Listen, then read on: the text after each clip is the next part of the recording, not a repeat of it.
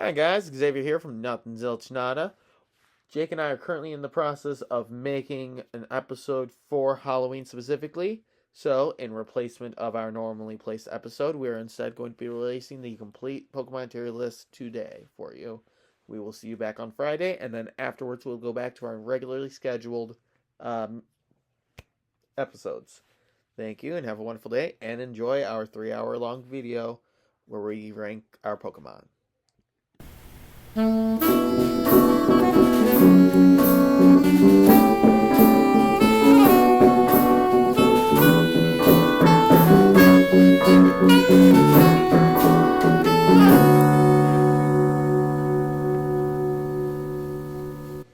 Hello and welcome to Nothing Zilch Nada.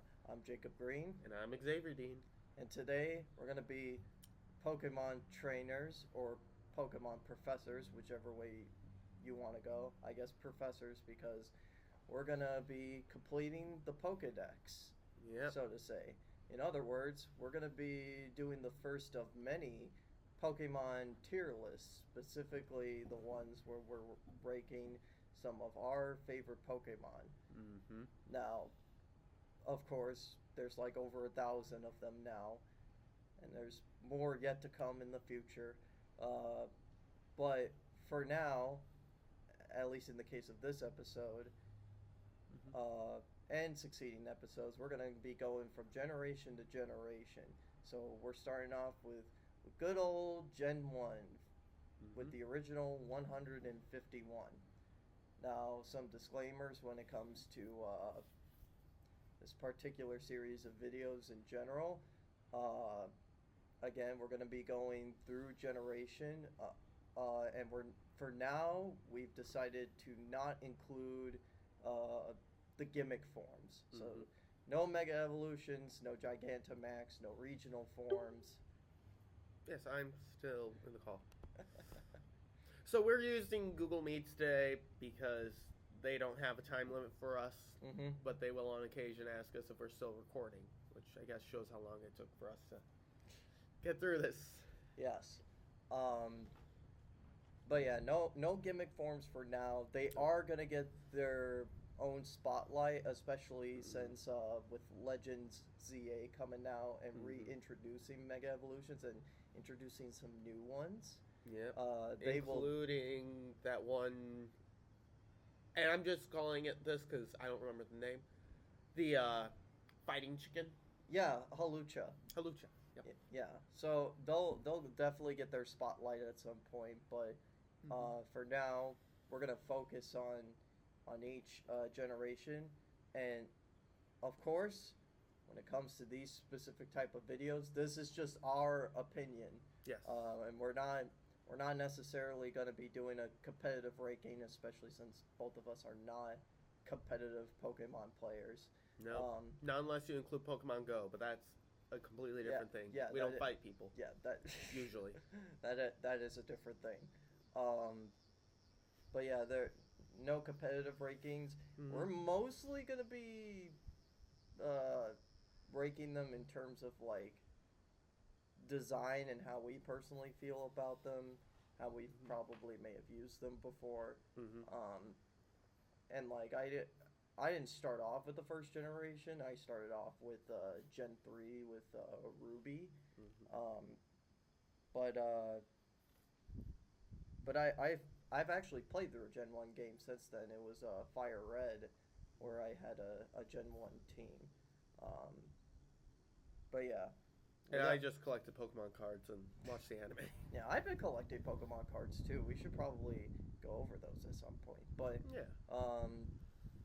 But with that out of the way, let's go ahead and start ranking. All right. 151. Yes, allow. Alright. Yeah. So for all of these, we're Show. Alright, show screen anyway. Okay. I don't know if this. To infinity and beyond. Okay, hold on. Let me quickly. Okay, so I guess we just won't have video for this. Or we won't see our video for this. But that's okay. Yeah, that's fine. But anyways, yeah, for all of these, we're gonna be using tiermaker.com, pretty easy site to use. And for all of these, we're gonna be using like the baseline Ken Sugimori art. Well, not all of these are done by Ken Sugimori, No. But basically the ones that you would see if you were, say, watching the anime, or you were looking at images through the trading card game, or even just simple advertisements. Um, Mm-hmm. and like, I am someone that kind of likes the sprites more than the 3D models, but the artwork is a good representation of what we're about to do. Right. So now, with that out of the way, let's go ahead and talk about the Bulbasaur line, the very first thing that you see on the Pokedex. Smash. Oh wait, this isn't a Smash Pass thing. That... Okay. Oops. So, let's talk about Bulbasaur first. Who would you rank Bulbasaur at? Where would I rank Bulbasaur? So, personally, solid A or B. You know, you've got the extra designs on the Pokemon. You've got the fact that it's a frog, and frogs are pretty cool. I like the bulb on it. Yeah, I think A works best for A- Bulbasaur. It's just a very solid design. Yep, that plus you could definitely trust him in a classroom of kids. Yeah. He looks like he would, for a lack of a better term, whip them into shape. Yeah, well, if you take Ash's Bulbasaur in the anime, he was kind of like that type of personality. Oh, Ash's Pokemon, or Ash's Bulbasaur would be on C or C list. I would not trust him in the classroom. So Ivysaur. Ivysaur I kind of like less than Bulbasaur, but it's still a pretty good design. It is a good design. I mean, when you're talking about middle stages, some of them are kind of like those awkward teenage stages, the in between. Yeah, I do like he's not a bad looking Pokemon. He's not a great looking Pokemon. I do like how with this evolution, the bulb opens up again to reveal part of a flower that still has to open. I say B. Yep. I say B works.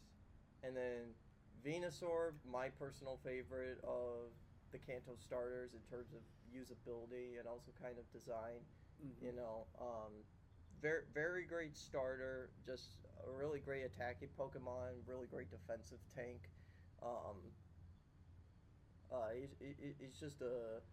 He's a big old boy, but he's someone that'll get stuff done. I say either A or S. What do you think? Okay, so for me, and this is a continuation off of Ivysaur, but I do like how the flower blooms.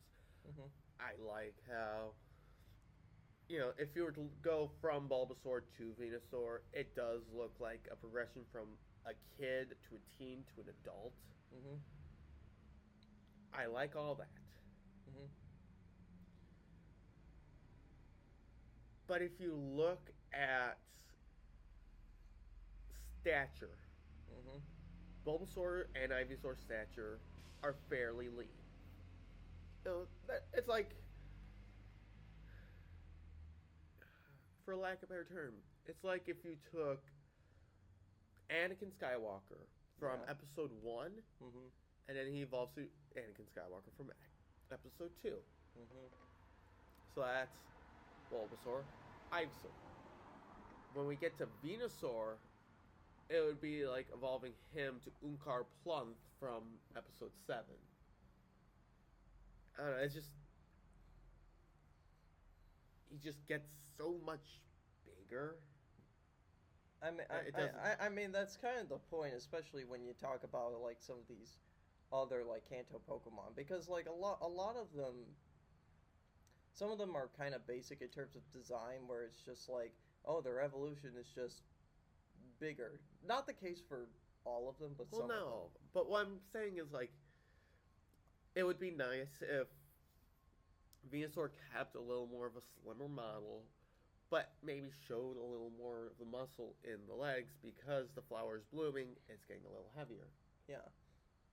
Well, I mean, thinking about other Pokemon designs, they kind of have that same deal too. Yeah. But I, I still like to give it an A. I'm Unless- fine with giving it an A. Okay. Yeah. Like personally, I mean, it's my he's my favorite starter, but I can understand why some people might not care for it at first. Again, I have nothing against any of the Kanto starters. Speaking of which, though, the Charmander line, I say for both Charmander and Charmeleon, I say either B or A. for both of them. Yes. Okay. Because I kind of feel similarly to both of them. Because, I mean, So I do like the red color for Charmeleon and the one horn behind. I think that's a cool feature. okay. So hear me out with this one. Yes. Charmander should be on B. Okay. Very basic design. Honestly, you take the flame away, he's basically a Cubone without the skull. Take the flame away, he's basically a Cubone with a skull. Very basic design. Yeah. Charmeleon, A tier, because you get that extra horn, you get the extra details, the extra claws. Flame gets bigger, changing color. Yeah. And out of the three Charmander forms, he's the more distinct looking one. Yeah. So I'd say Charmander B, Charmeleon A. I'm cool with that. And then Charizard, I know this is going to be a basic pick, but I mean, I'm cool with A, but honestly S. Yes, I agree with S. I know it's a basic pick, and out of the three starters, he gets the short end of the stick when it comes to usability, just because of its typing and the fact that it does not do well in the earlier gyms. Because it's I'll put it in the analogy that someone said in their retrospective of Red and Blue. Pick Bulbasaur, easy. Pick Squirtle, easy. Yeah. Charmander, grind until it becomes easy. Especially in Red and Blue, where you don't have any other Pokemon that could deal great damage for the Rock type gym.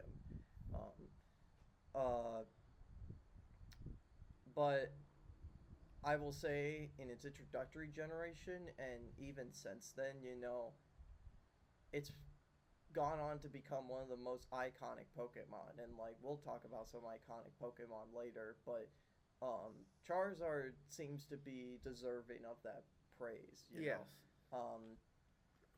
Even without the gimmick forms that it would later get, it has pretty good move coverage. It gets a good variety of moves. My only thing is that even though it wouldn't have been fair in Gen 1, I kind of wish it was part Dragon type too. That is true. So here's my thing about Charizard, right? It's a dragon. It's not a dragon type, but it's a dragon.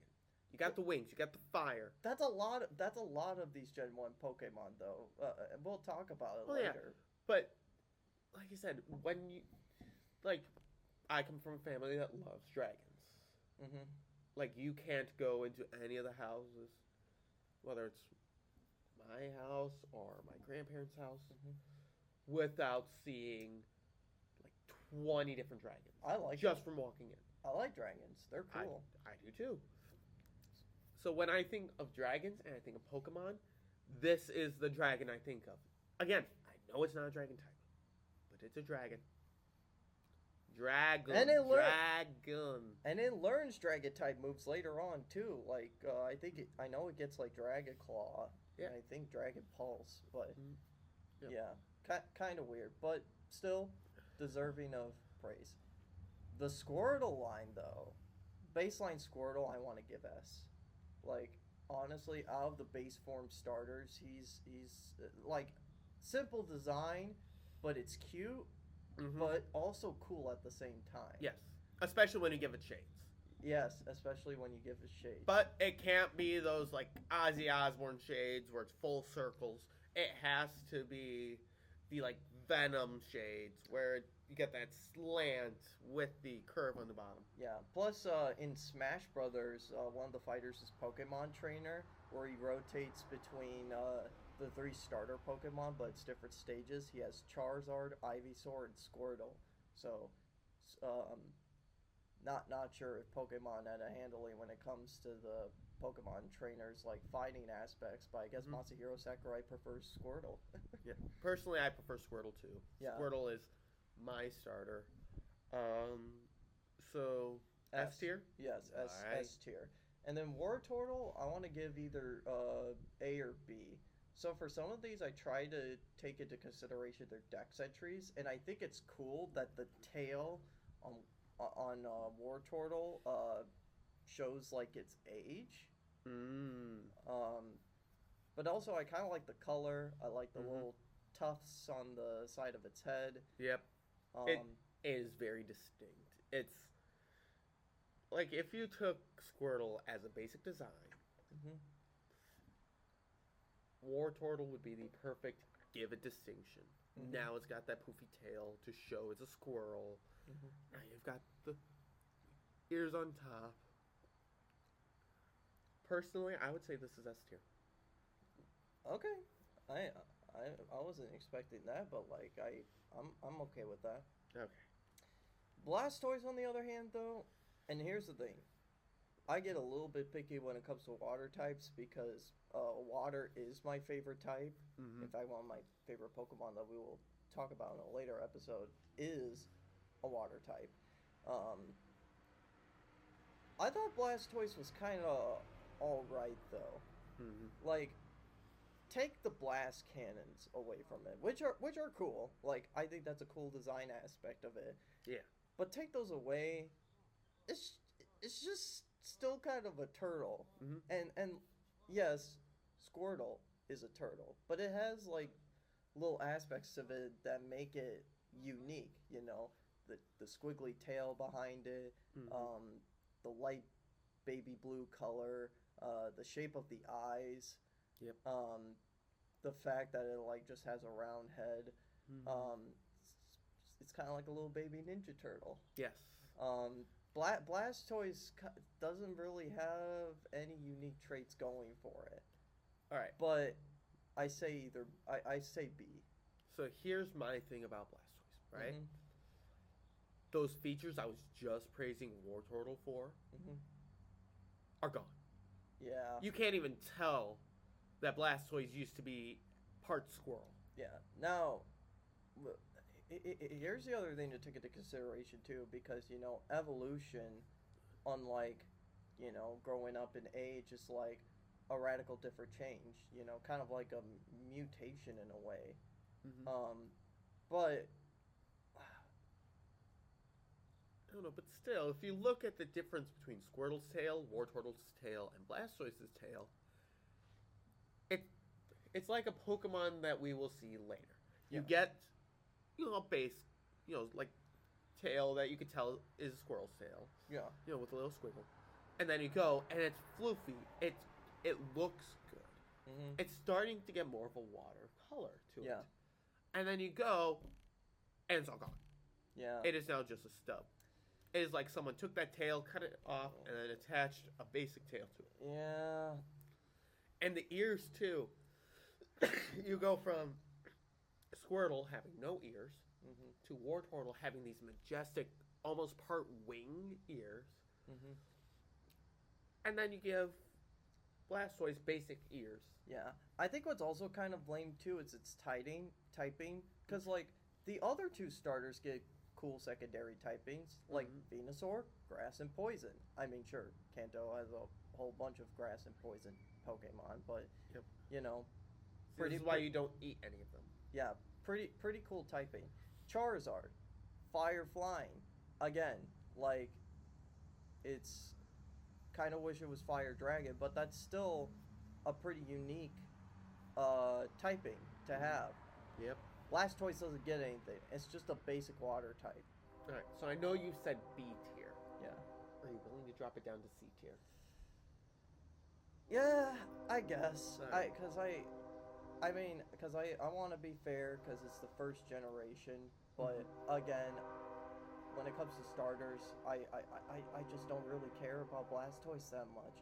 And see, Blastoise is one of my favorite starters but because we're basing this off of design and not moves or anything else Well, like that. I say in terms of like usability, it still works out. Yeah. You know? If we were basing it off of usability, though, or Blastoise would definitely be higher. Squirtle would definitely be lower. Mm-hmm. But because of this, Blastoise is down to C. Yeah. Speaking of usability, though, we're gonna be moving on to the Route 1 game, or at least some of them. The bugs. I So the whole Caterpie line, Caterpie, Metapod, and Butterfree, I want to give all of them a B. Because, like, all of them seem to have a pretty unique design from each other. And I know we just talked about earlier that, like, that Blastoise doesn't have any of the features that Wartortle has. There are some exceptions to that when it comes to other Pokemon. Yeah. And when we're talking about a Pokemon that's supposed to mimic the stage of metamorphosis through like a caterpillar and chrysalis and butterfly, that is the exception. And I say for this whole line, it's a solid B. Now, when it comes to these early route Pokemon, I don't think a lot of them are very great. Right. Especially because they evolve so quickly, especially the bugs. Yep. But you know, they're still a really good design. I like Caterpie's cute look. I like how the antenna is supposed to be like a defense mechanism, like it's supposed to leave off a horrible stench, even though that's not conveyed like that in the games. I like Metapod just because I like the noise that it makes in the anime. And also Metapod versus Metapod. Yes. It is basically two teenagers staring at the same picture. And Metapod can learn other moves. I just find it funny that they, by evolving, they forget their other moves and just know Harden. And then Butterfree, it's not a great Pokemon, but it has some decent coverage moves, and it's pretty cool looking. Right. So, I would agree for B tier for Caterpie and Metapod. I do want to say that Butterfree deserves A tier, though. I like how, well, I like this line specifically because it shows the evolution from Caterpillar to Chrysalis to Butterfly. But, Butterfree is a cute design. It's simple, but it's unique. If you look at the designs, on the wings, it's almost majestic. It's like, out of all the Pokemon, if you were to see a Butterfree out in the wild, you wouldn't think, scary Pokemon. You'd think, oh, that's cute. Oh, that's cute. That's pretty. Yeah, except usually you don't see fully evolved Pokemon in the wild. Usually you don't, but sometimes you do. Yeah. No, I don't think Butterfree is one of those, though. No. Yeah, I agree with it. Alright, so Caterpie B, Metapod hardens the B tier, and Butterfree at A. Now the Weedle line, though. The Weedle line is interesting. S tier, all around. Really? That was me, that more as a joke, but I will say one of them at least deserves an S tier. Okay, so Weedle, I say either B or C. I'm fine with C tier for Weedle. Yeah, I'm fine with it too. I feel like Weedle could have done so much, or had so much of a better design than just putting a bunch of brown balls together, giving each of them little stubs. Yeah. And then having a stinger at the top, a stinger at the bottom. Yeah, it makes sense in terms of like practicality because it is a poison type. But yeah, Kakuna, I give a B. Okay. In fact, I will say Kakuna, I recognize Kakuna more than Weedle because of the anime where like those scenes where like, oh, they accidentally get into a nest full of Kakuna and then they suddenly evolve into Beedrill. Alright, so here's my thing about Kakuna. If you had asked me this a year ago, I would have agreed. Because I'm pretty sure you did ask me this a year ago, and I'm pretty sure I agreed. Yeah. But since then, I have seen countless of posts talking about Kakuna's design, Yeah. and it describes how it looks. Uh-huh. And the more I see them, the more I'm like, maybe I would agree with them. Like, for example, Mm-hmm. the design itself, yeah, it's supposed to be more of a chrysalis, but at the same time, it looks like body armor. Yeah. And then not only that, but right here at the point, this one, because of that line, it's supposed to symbolize Beedrill's drills. Yeah. So, it shows where the evolution is going to go. You know what's also interesting too? I don't know if you've ever taken a look at the Gen 1 sprites, but I know Kakuna's earlier Gen 1 sprites have its like arms sticking out, kind of like its Beedrill. Exactly. So I would go so far as to say Kakuna's A tier.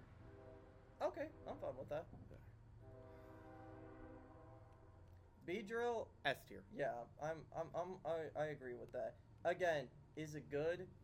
No, but it is a pretty scary bee Pokemon. Yes. Although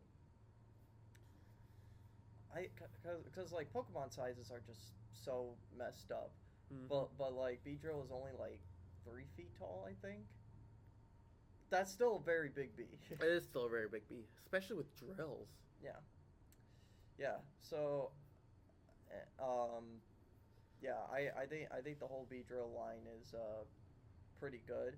Although I will say, it is kind of messed up that Beedrill is the only bug type Pokemon that knows a bug type move, and that's Pin Missile, and also Twin Needle, which is an exclusive move. But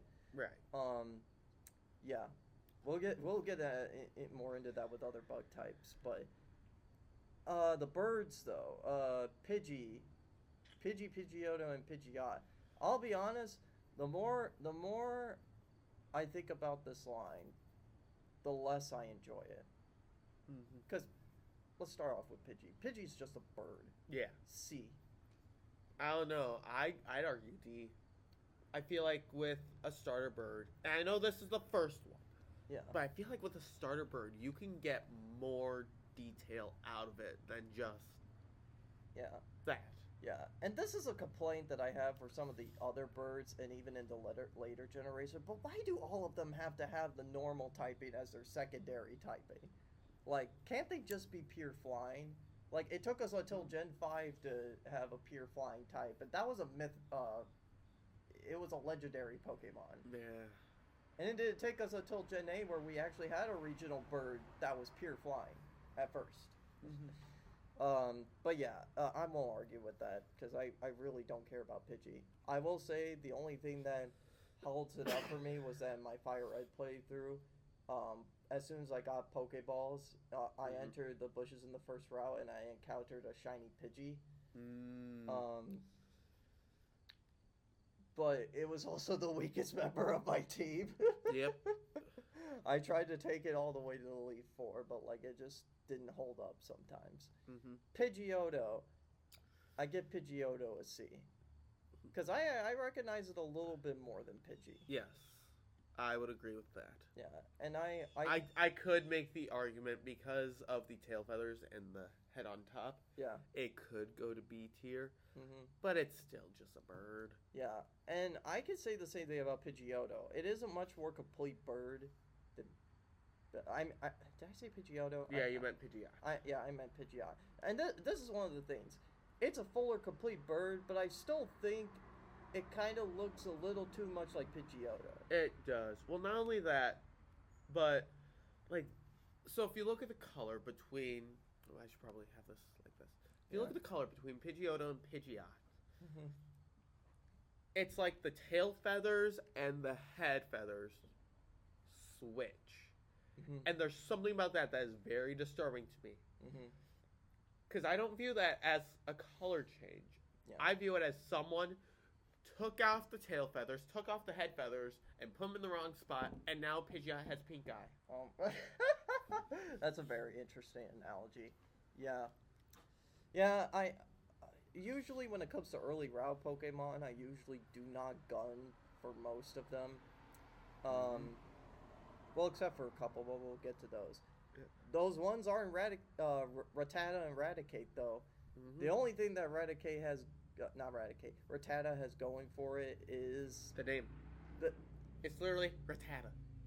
You could make it into a jazz beat. Rattata, Rattata, Rattata, Rattata, Rattata, Yeah. Rattata. I was gonna say the purple color, That too. but I say B. I mean not B, C. I would agree with C. Yeah, and Raticate, I want to argue for B, but at the same time, I really don't care about it. Mm-hmm. Literally, the only thing I'd say it has going for it is the Dex entry where it explains that the teeth keep growing. Oh, yeah. But... Yeah, plus Hyper Feint is a pretty damaging move when you could utilize it very well. But again, we're going off look, not power.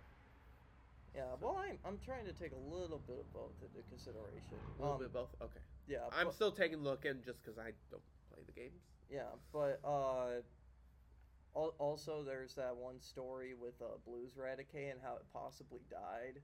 Possibly? Yeah. That thing definitely died. Yeah. It's not explained. There are subtle hints here and there, and like it does make some obvious claims, even though it doesn't say it outright. Either way, though, still a C. Yep. Like I really don't care. Yep.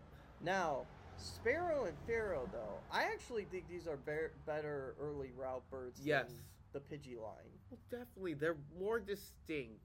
In fact, before I encountered this shiny Pidgey, I was intending on using Sparrow and Pharaoh because those are better birds. Oh, and especially in Gen 2, when you get the female one called Kenya that you are given to, well, you're given to and you're supposed to deliver it to someone else, but you could commit Grand Theft Sparrow and keep it for yourself.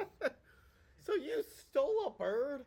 Yeah, it's super good to use in Gold and Silver and Crystal and Heart Gold and Soul Silver because it knows better moves than the Pidgeline does. Plus, it's a female, which it works very well against Whitney in the gym for her milk tank. But yeah, in terms of design and usability, I like both of them. I argue for both of them, either A or B, or maybe. All right. So hear me out.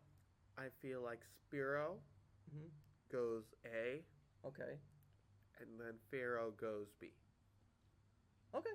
Yeah, I'm fine with that. I'm just thinking, like, Spearow is such a good design. Yeah, and it's funny because it's usually portrayed as the enemy in some episodes of the anime, but especially the first episode. Yeah, but then you get to Pharaoh, and just like when we were talking about Wartortle of the Blastoise, like you can notice like there's some noticeable similarities in the same way, but at the same time, it is such a drastic change from one to the other that I don't think it deserves to be at the same spot. Yeah. Yeah, I agree with that. Now, we got our two palindrome friends, Ekans and Arbok. No, palindrome is where it's the same front and back. Oh yeah, right. What's the term for when it's spelled the same? Or not spelled the same, but like it's spelled differently backwards. Let me try looking that up. Yeah. Anyways, while you're doing that, Ekans, I want to go for a C. Again, much like Rattata, the only thing that's going for Ekans is the purple and yellow color. But other than that, it just doesn't do it for me. Yeah. Anadrome, that's what it is. Were you looking off my phone? Yes. How? can't believe you've done this. Anyways, what do you think of Akins? I think Akins should be a C. I will agree with that. I'd say it's nice that it's got like a rattlesnake look to it. I like the golden neck, Mm-hmm. but that's about it. Yeah. Plus, there's a snake in later generations that I like better than Ekans. Yeah. You know what? Unfortunately, not an anadrome. You know what is a snake that's better than Ekans is its evolution. Yep, Arbok. Arbok. Yeah. Now it's Cobra, but it's a very cool looking Cobra. I love the belly pattern that it has, and Yes. plus I love the sound that it makes in the anime. Like Chabak. Yes. Yeah. I say Arbok should be. I want to give it an A. I will agree with A. I feel like if it were just for like how it looked, like the normal look, the body mold, it would be B. But because you've got the extra detail in the hood, and each game has a different one, Yeah. easy A tier. Yeah. It's a crying shame though that like it's not very good in later generations. Arbok is desperate needing of like an evolution, a secondary typing, or Yep. something. Yep. Give it something. Now, we got our yellow boy here, Pikachu. Okay, hear me out on this one. Yeah. Okay. He's an iconic Pokemon. Mm-hmm. No matter what, Mm-hmm.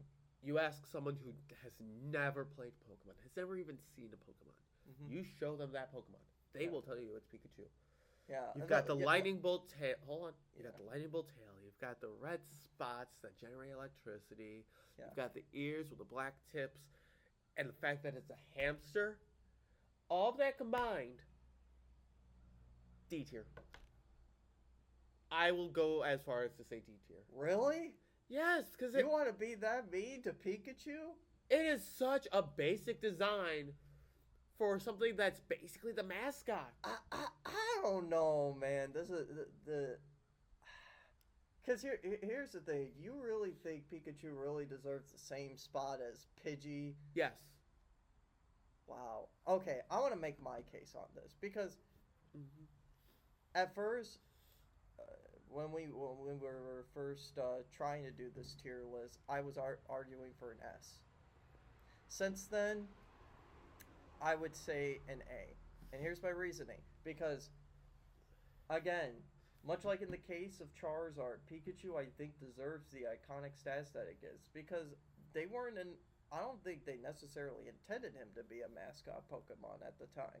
No. And yet, he ended up being a star in the anime. He ended up getting his own version game where you started off with the partner Pikachu. Mm-hmm. Again, a Pikachu that is not as good. Because, like, Pikachu kind of sucks in the games. I'm not gonna lie, but Mm-hmm. but I like the red cheeks that generate electricity. I like the shape of the ears. The lightning bolt tail, like Pidgey doesn't have anything like that. He doesn't have like, cause like, here's what I think. Giving like Pikachu this that lightning bolt tail is the same thing as like giving Squirtle and Wartortle the shape of their tails that they have. That because like when you imagine like seeing a silhouette of a Pokemon, like who's that Pokemon? You see Pikachu silhouette, you know that's Pikachu. You see Charizard silhouette, you know that's Charizard.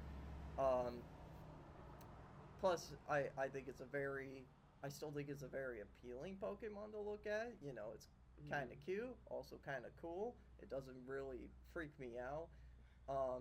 The only thing I have going against it, though, is that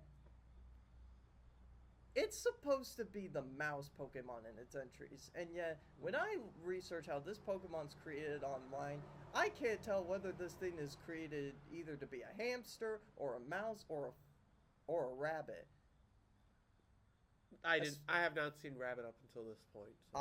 I've seen rabbit because like because Ken Sugimori was the one that designed like the bigger forms of the Pokemon like Charizard and Kangaskhan and Rhydon. Right. But there was another artist that did basically the base forms of the Pokemon, and she would be the one that would create Pikachu. Um, but I disagree with the D, man. Because, like, there are other Pokemon that I think deserve D tier more than Pikachu. Mm-hmm. If I'm being completely honest. All right. Because, like, I think it stood the test of time, man. Because, like, again, I want to be fair with this generation. Mm-hmm. I know people, because there are those people out there that say, oh, there's nothing wrong with the Gen 1 Pokemon and they're so iconic.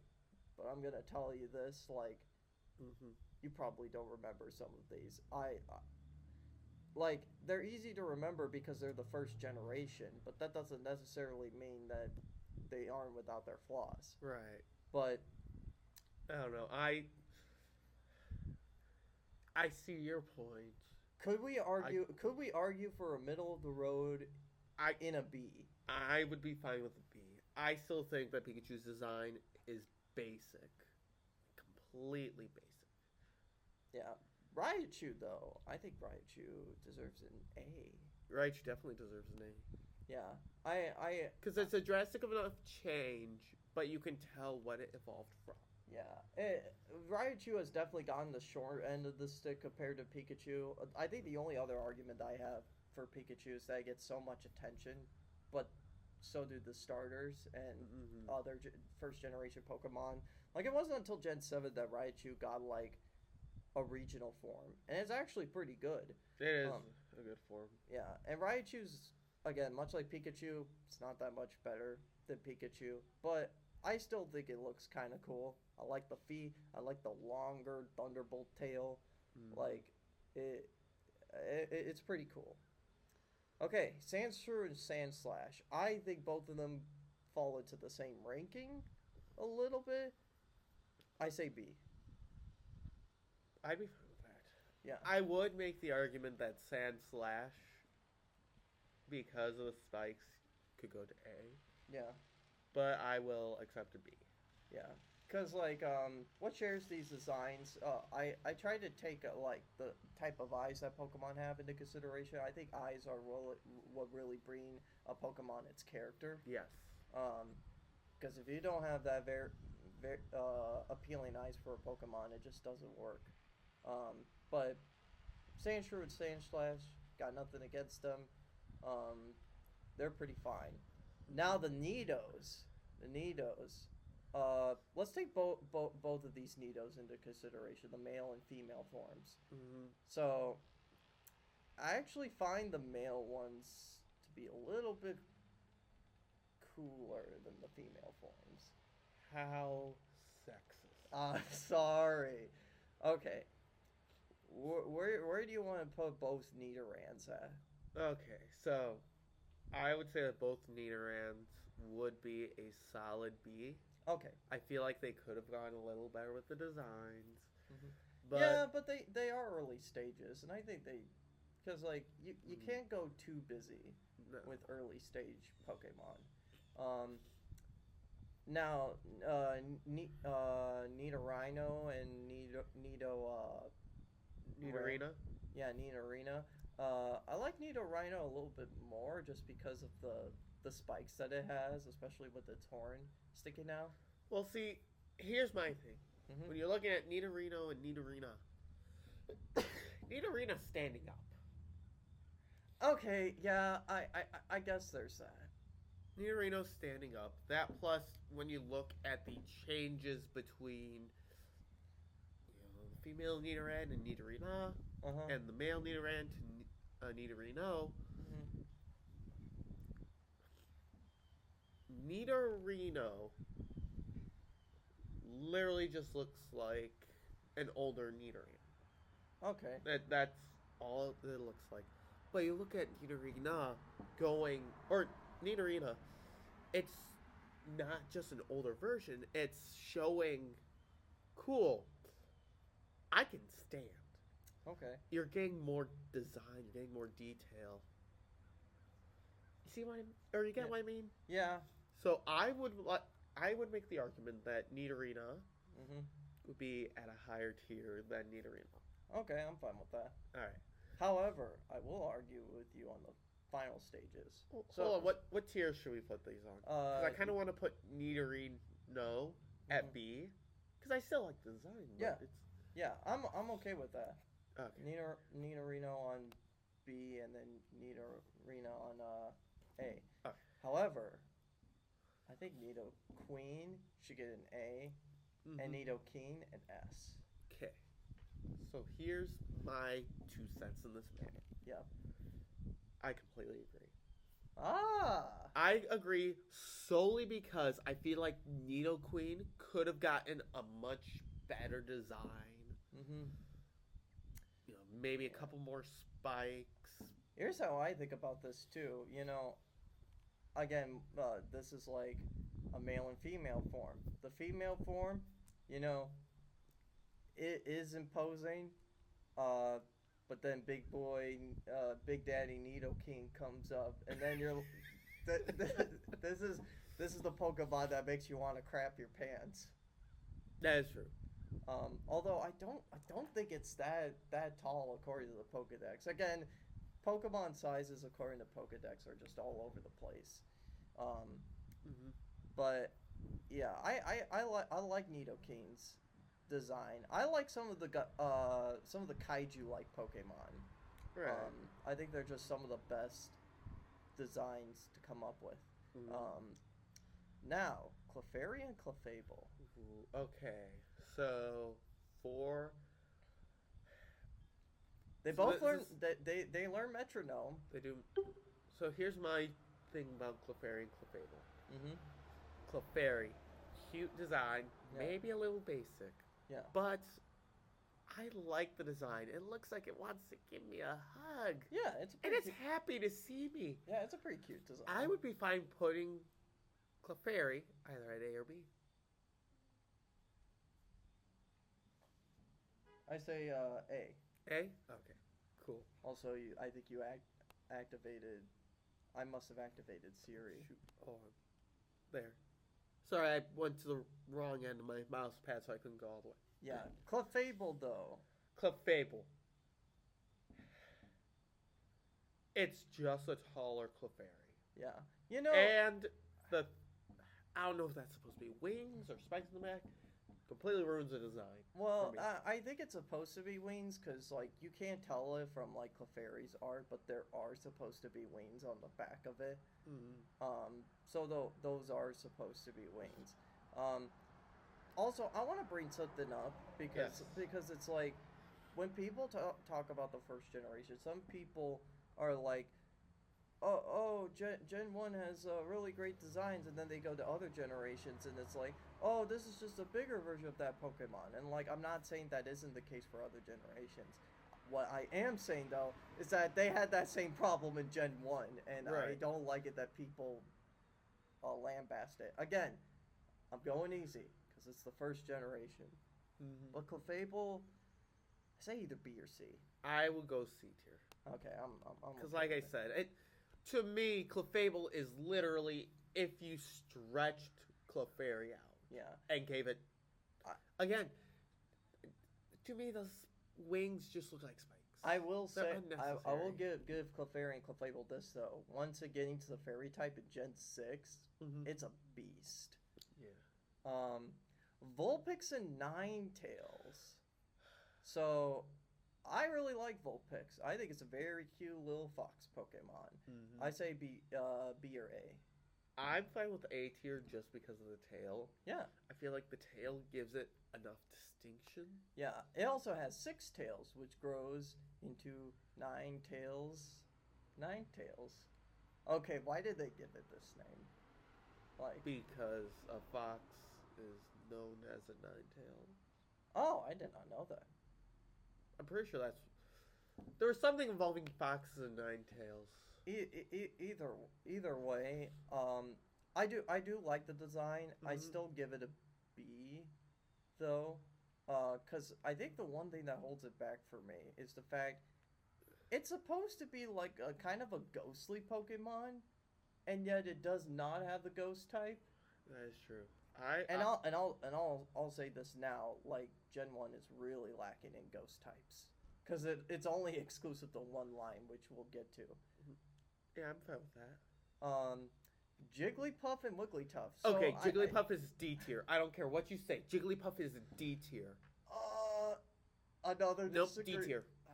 Again, D tier. my same thing with Pikachu though. Like, I argue for B because No.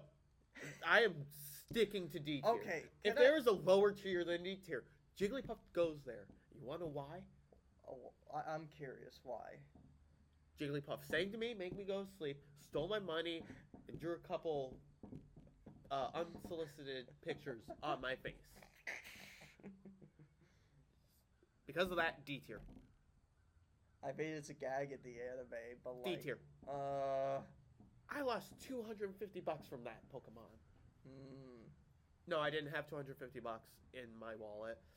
It just so happened that this happened 4 times in my life. I still say B. D tier. Come on. Okay. How about this? Okay. I'll make you this proposition. You know what? Here, all jokes aside, I do like the design. I feel like it kind of looks a little elvishy.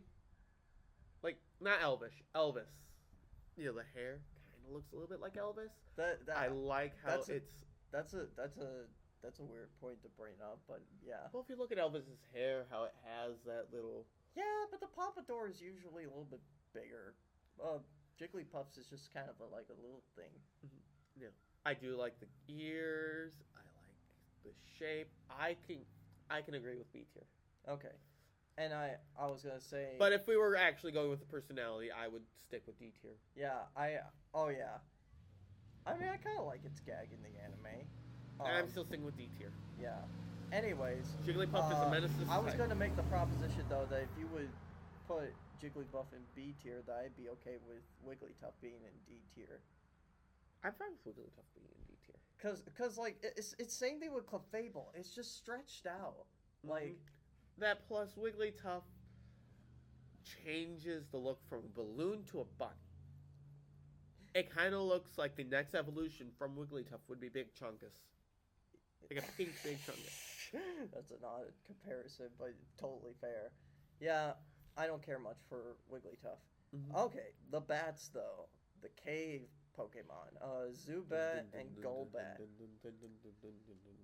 So, I like the colors.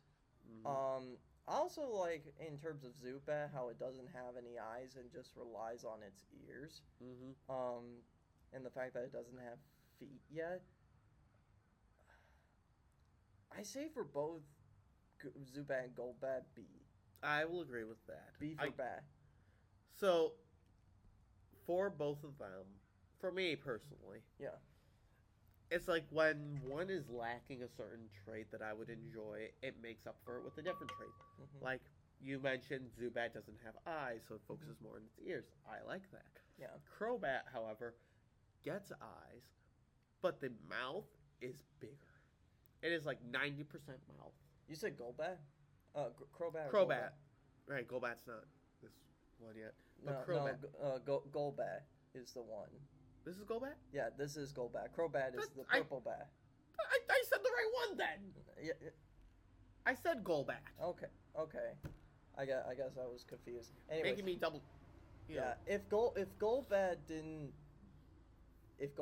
have the wide mouth, I would have probably put it in C or D. But because it does have the wide mouth, and also the Gen 1 sprites that was used for the American release of Red and Blue has that tongue sticking out.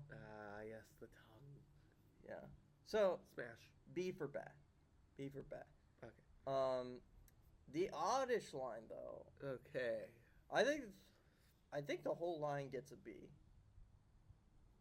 Because there's subtle design features that I like for each of them, because they're weed and flower Pokemon that have like subtle design quirks. Like I like Oddish that like it's just the leaves sprouting on top and it's just a cute little guy. Yep.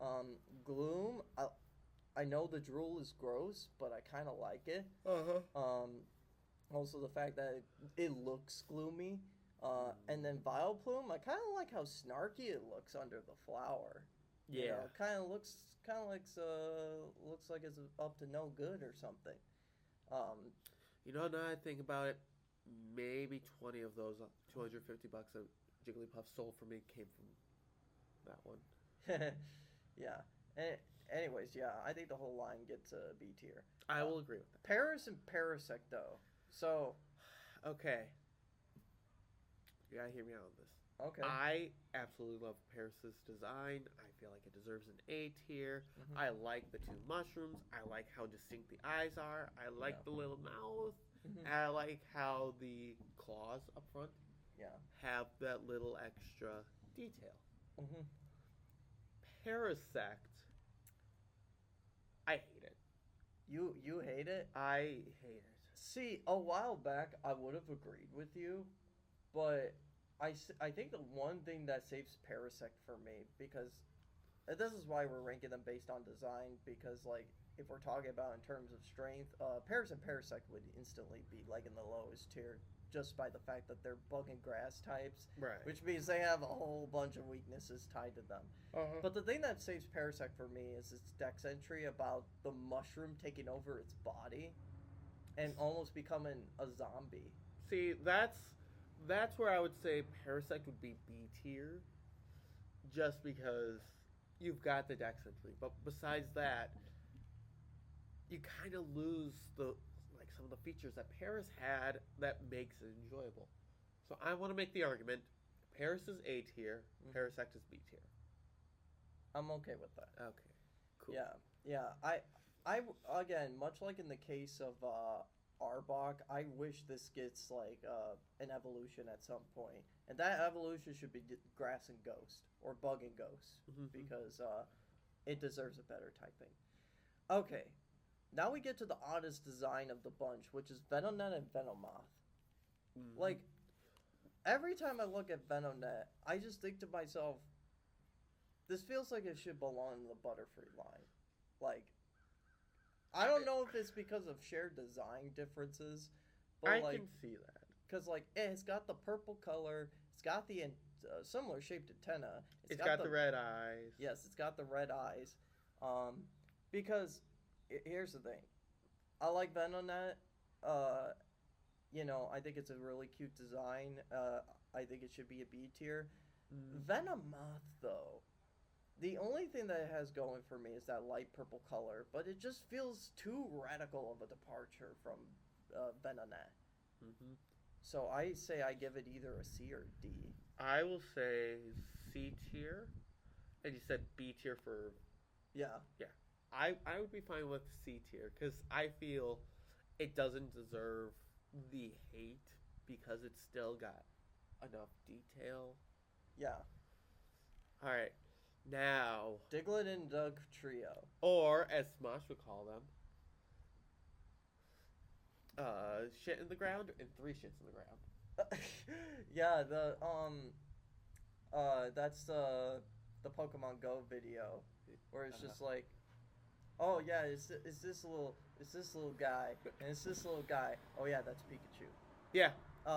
So okay, this is gonna be the case with a couple of other Pokemon too, but Diglett, I'd say Diglett's a B. Like I know it's just a little nub, but like it's a cute little nub. Plus I like all those videos that people make online of like what is actually underneath a Diglett. Mm-hmm. Well, here's the question about Diglett. Mm-hmm. That pink thing, is it a nose or a mouth? I think it's supposed to be a nose because in the anime it doesn't move.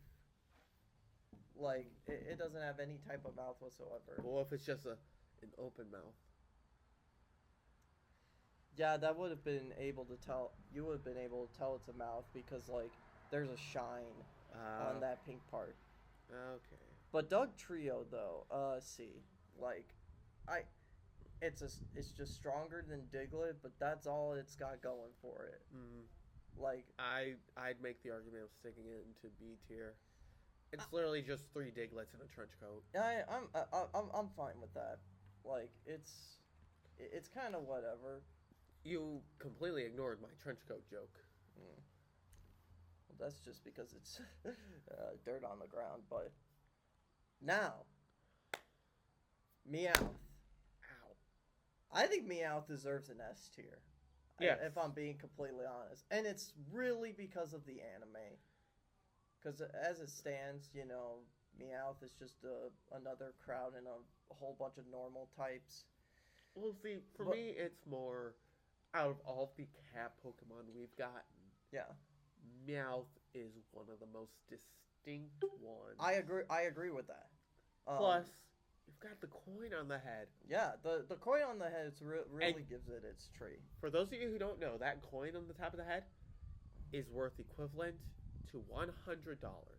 Yeah, that so is. When it gives you payday several times just to make sure it gets into S tier. Yeah. You become rich. Yeah. Plus the voice. Meow. That's right. Mm-hmm. Oh yeah, it is one of the only Pokemon who actually says lines. Yeah, teaches himself how to talk. So that's deserving of an S tier. Yep. I can't say the same thing for Persian though. I think Persian is kind of a big downgrade. Oh, so much of a downgrade. Now, I'd say the only thing that it has going for it is that in Gen 1, because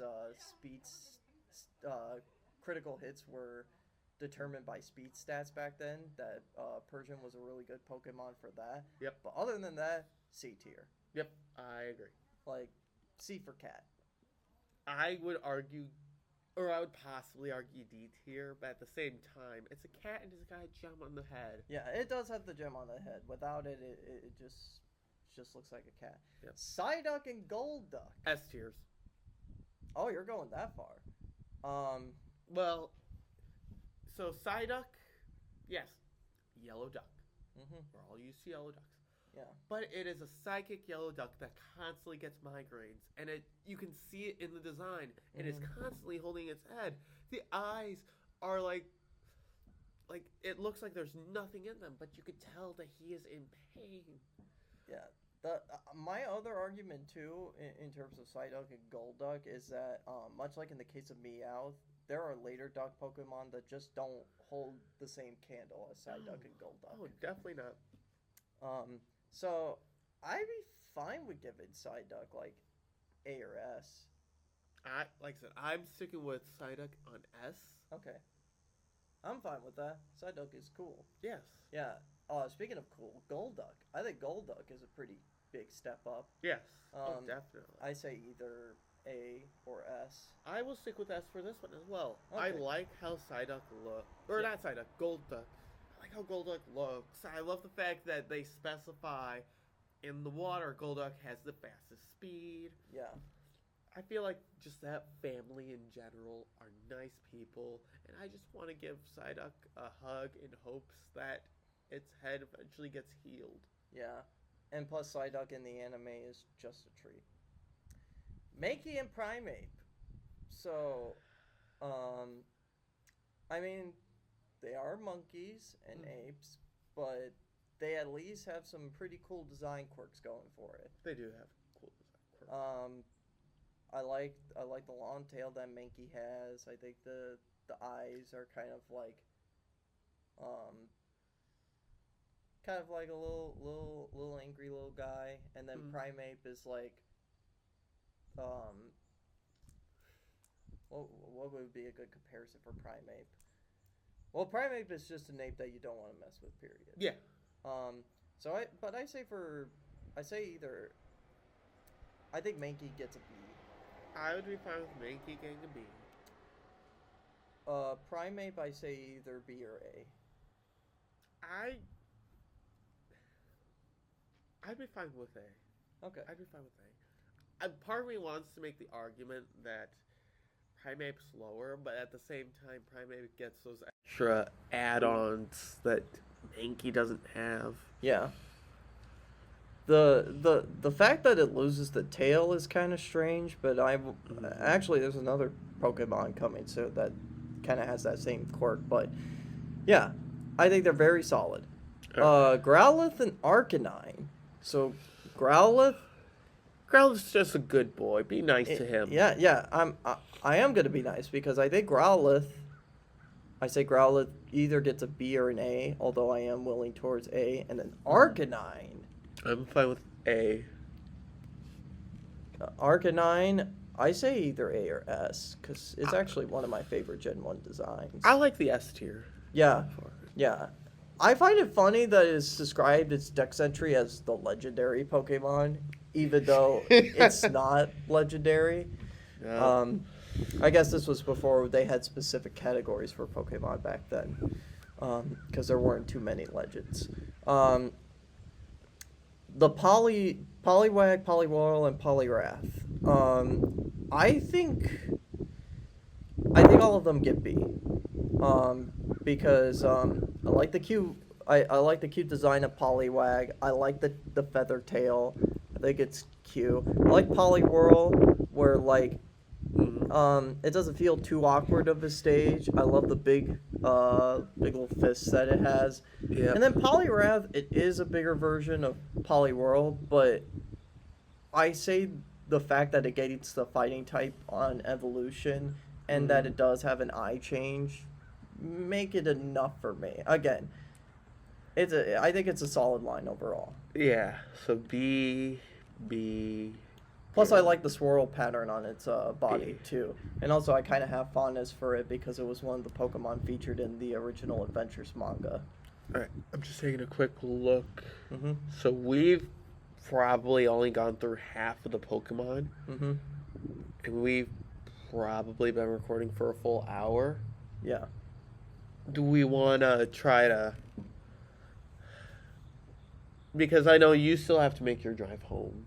I Mm-hmm. still have to go and get oil for my car. Yeah.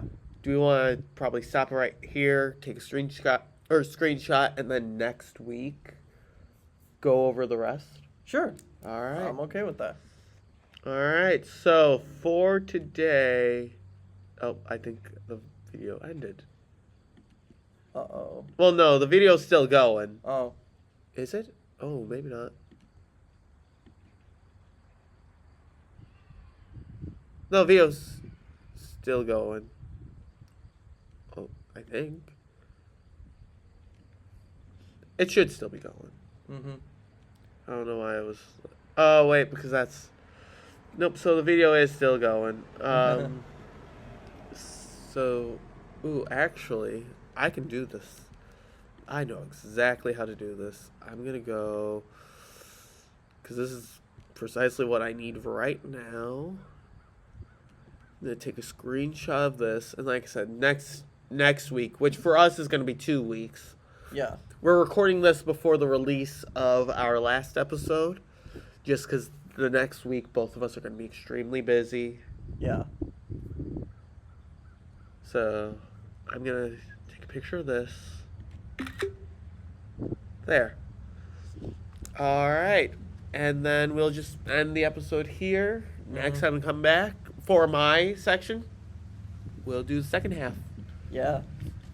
But besides that, I'm Xavier Dean. And I'm Jacob Green. We'll see you next week. Or I guess for us, 2 weeks from now. Yep. All right, so let me just go back to here, and stop. Trying to.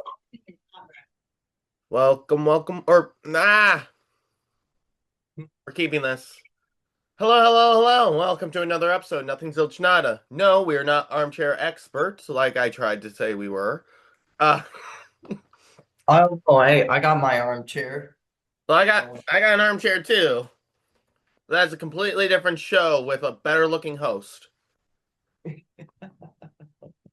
Is it Professor X? No, it's Dax Shepard, the guy who married Kristen Bell. He also was in a lot of really fun comedies in the early 2000s. Nice.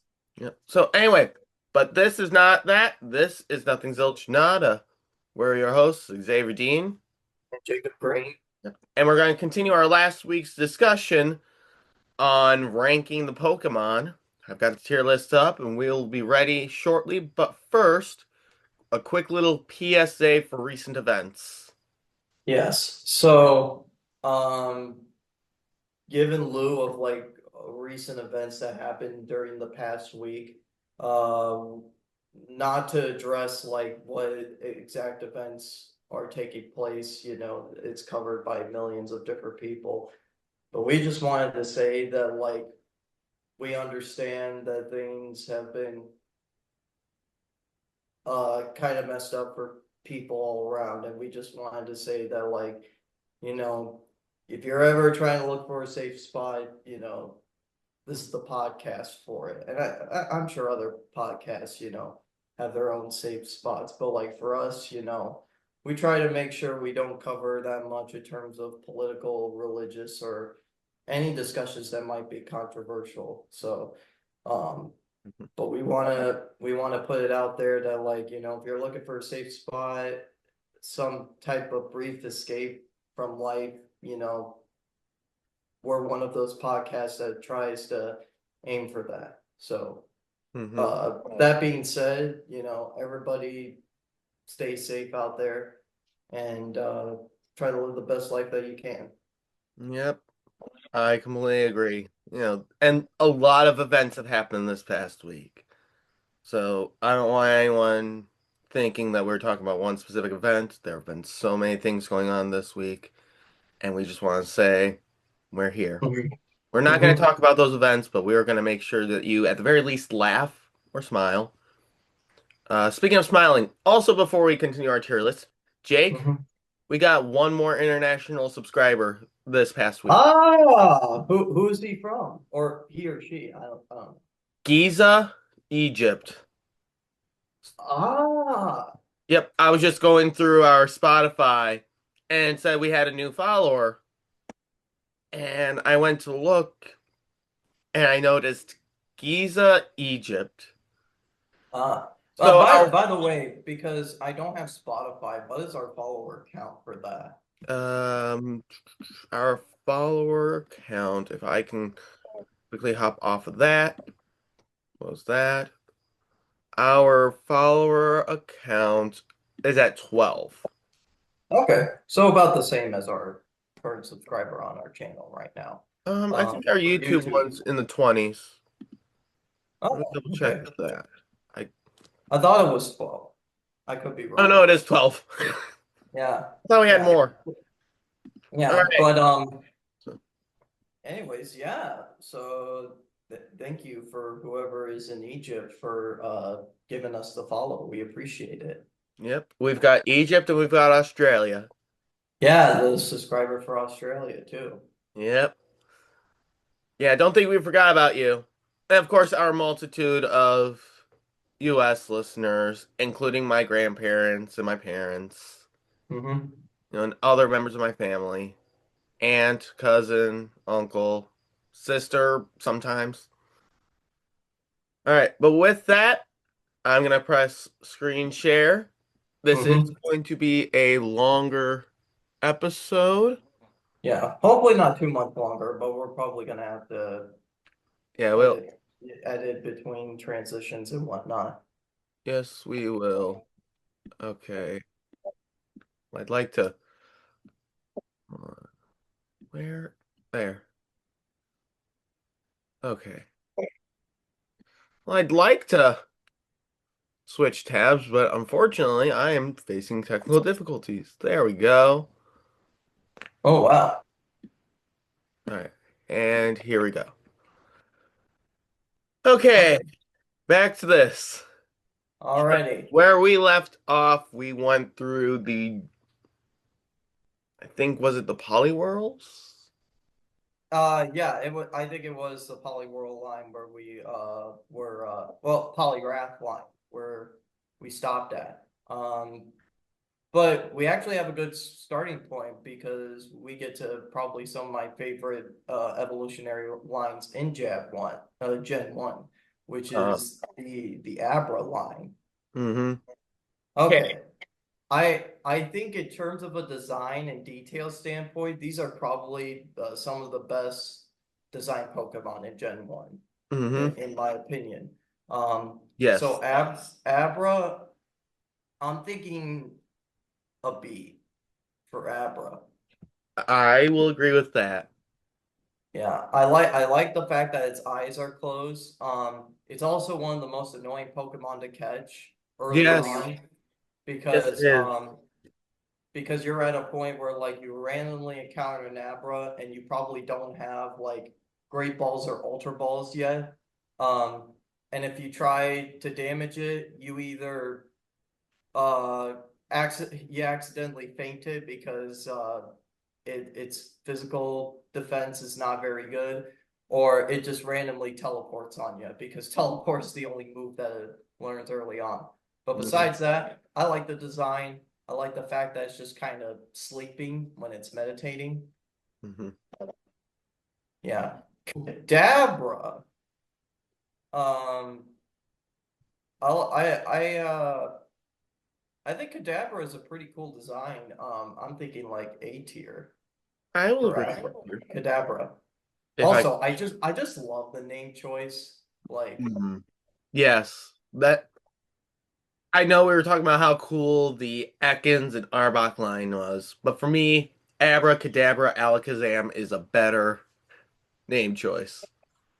yeah, and these are at the time they were some of the strongest psychic types if you didn't include like Mew and Mewtwo. Which like the psychic type in Gen 1 and even in some following generations, it's still one of the strongest types out there. But Gen 1 it was like busted. Um, I think the choice of of the spoon is interesting. Um, and then speaking of spoons, Alakazam. I Mhm. think Alakazam. I'm thinking either A or S for Alakazam. I will say Alakazam is S. And Mm-hmm. here's what I'm gonna say about the whole Abra line. Mm-hmm. I feel like the way we rank them Mm-hmm. perfectly correlates with the number of spoons they have. Abra, B tier, no spoons. We're fine with this because the basic design is cool anyway. Alakazam, pretty cool design, but now has one spoon. It's Kadabra. Kadabra has one Kadabra, spoon. that's what I meant. Sorry. Mhm. Abra and Kadabra. Kadabra's got one spoon, A tier. Alakazam now has two spoons. Mhm. It's double the ice cream eating potential. S tier. Yeah. I will say, taking a look at the designs because I'm just like taking note of this because like there's some people that prefer Kadabra over Alakazam, and I kind of find the reason why is because it has a little bit more markings than Alakazam because like it has the star pattern on its forehead and some markings on its tail. The one thing that's always bothered me about Kadabra though is why is its tail so big? I know it's part of Abra's, but Abra's I felt like was a pretty good size. This one looks a little bit too big, but it loses that in place of Alakazam, which Alakazam is probably one of the most complete designs in Gen 1. Hence why I think it deserves S tier. And plus it's a very strong Pokemon. If you were able to trade, because like this is a trade evolution, or one of many trade evolutions in Gen 1. If you were able to trade your Kadabra and make it evolve to like Alakazam, and then your friend sends it back to you, you have a pretty strong Pokemon in your hands right there. I agree. Yeah. Speaking of trade evolutions, we got another one, the Machop line. Yep. All right. So, What's so that? what do you think of Machop? Because I think Machop I think deserves like a B. I would agree with B. I feel like Machop could have had a little more to the design, but I will say B because it's still a pretty cool design. I like the little lines on the head. Yeah. Uh, I don't think it deserves to be in the same tier as Blastoise. Yeah, or any of the other Pokemon. And Hmm. especially since it gets better with its evolutions, because we got Machoke, I think of it in terms of like a bodybuilder, although we'll get to that in a sec. But like Machoke though, you can see that like Machop has been hitting up in the gym, gets turns into Machoke where you got beefier arms. You can even see that it has like these line patterns on the arms. I like the inclusion of the belt too. Like like this is like the original wrestling Pokemon. Yes. I I'm torn because on the one hand, I think it's got a cool enough design where it could go to S tier. I don't think it's S tier personally. That was the other thing. I think it's cool enough, but I don't think it is S tier. So Yeah. Are you thinking? it's definitely A tier though. Yeah, I'd say that. I think A tier is fair to give it. Um, and then let's see, Machamp though. Okay, So hold on. Before we say anything, mhm. immediate D tier because it's not red. Is Machamp shiny red? No, Machamp's Chinese green. Okay. Oh yeah, that's right. That's right. Yep, but you can't have a creature with four arms and not have it be red. Oh my gosh. Imagine if it actually did get a red shiny. You Well, know, then if that were the case, then Ben 10's four arms wouldn't have been red. yeah, but like Pokemon was out before Ben 10 because Ben 10 wouldn't have premiered until like I think it was like 2005, 2006. I Right. can't remember. What I'm saying is, if Machamp was red, even if it was a shining form, men, I think it's Man of Action that made Ben 10. They probably Yes. wouldn't have made four arms red. They probably would have made him a different color to differentiate him from Machamp. Okay. So No, but Machamp, oh, here's my argument with Machamp though, is that they could have done the obvious thing of like, oh, it's Machoke and it's bigger and it's got beefier arms. I think they made the right choice in giving it four arms though. yeah, Like, all jokes aside, this is a pretty cool looking Pokemon. mhm. It's one that keeps me up at night because I don't know how the arms would move. Because you got one set of arms up top, one set of arms at the bottom. Yeah, but that goes for any the design creature that has like more than two ligaments, you know. Hmm. Because like you could say the same thing about forearms. It's just like how do you keep track of all those arms? And it's different for Ben 10 because like you absorb like all the DNA of the aliens Hmm. in some aspect. But I think Machamp deserves an A.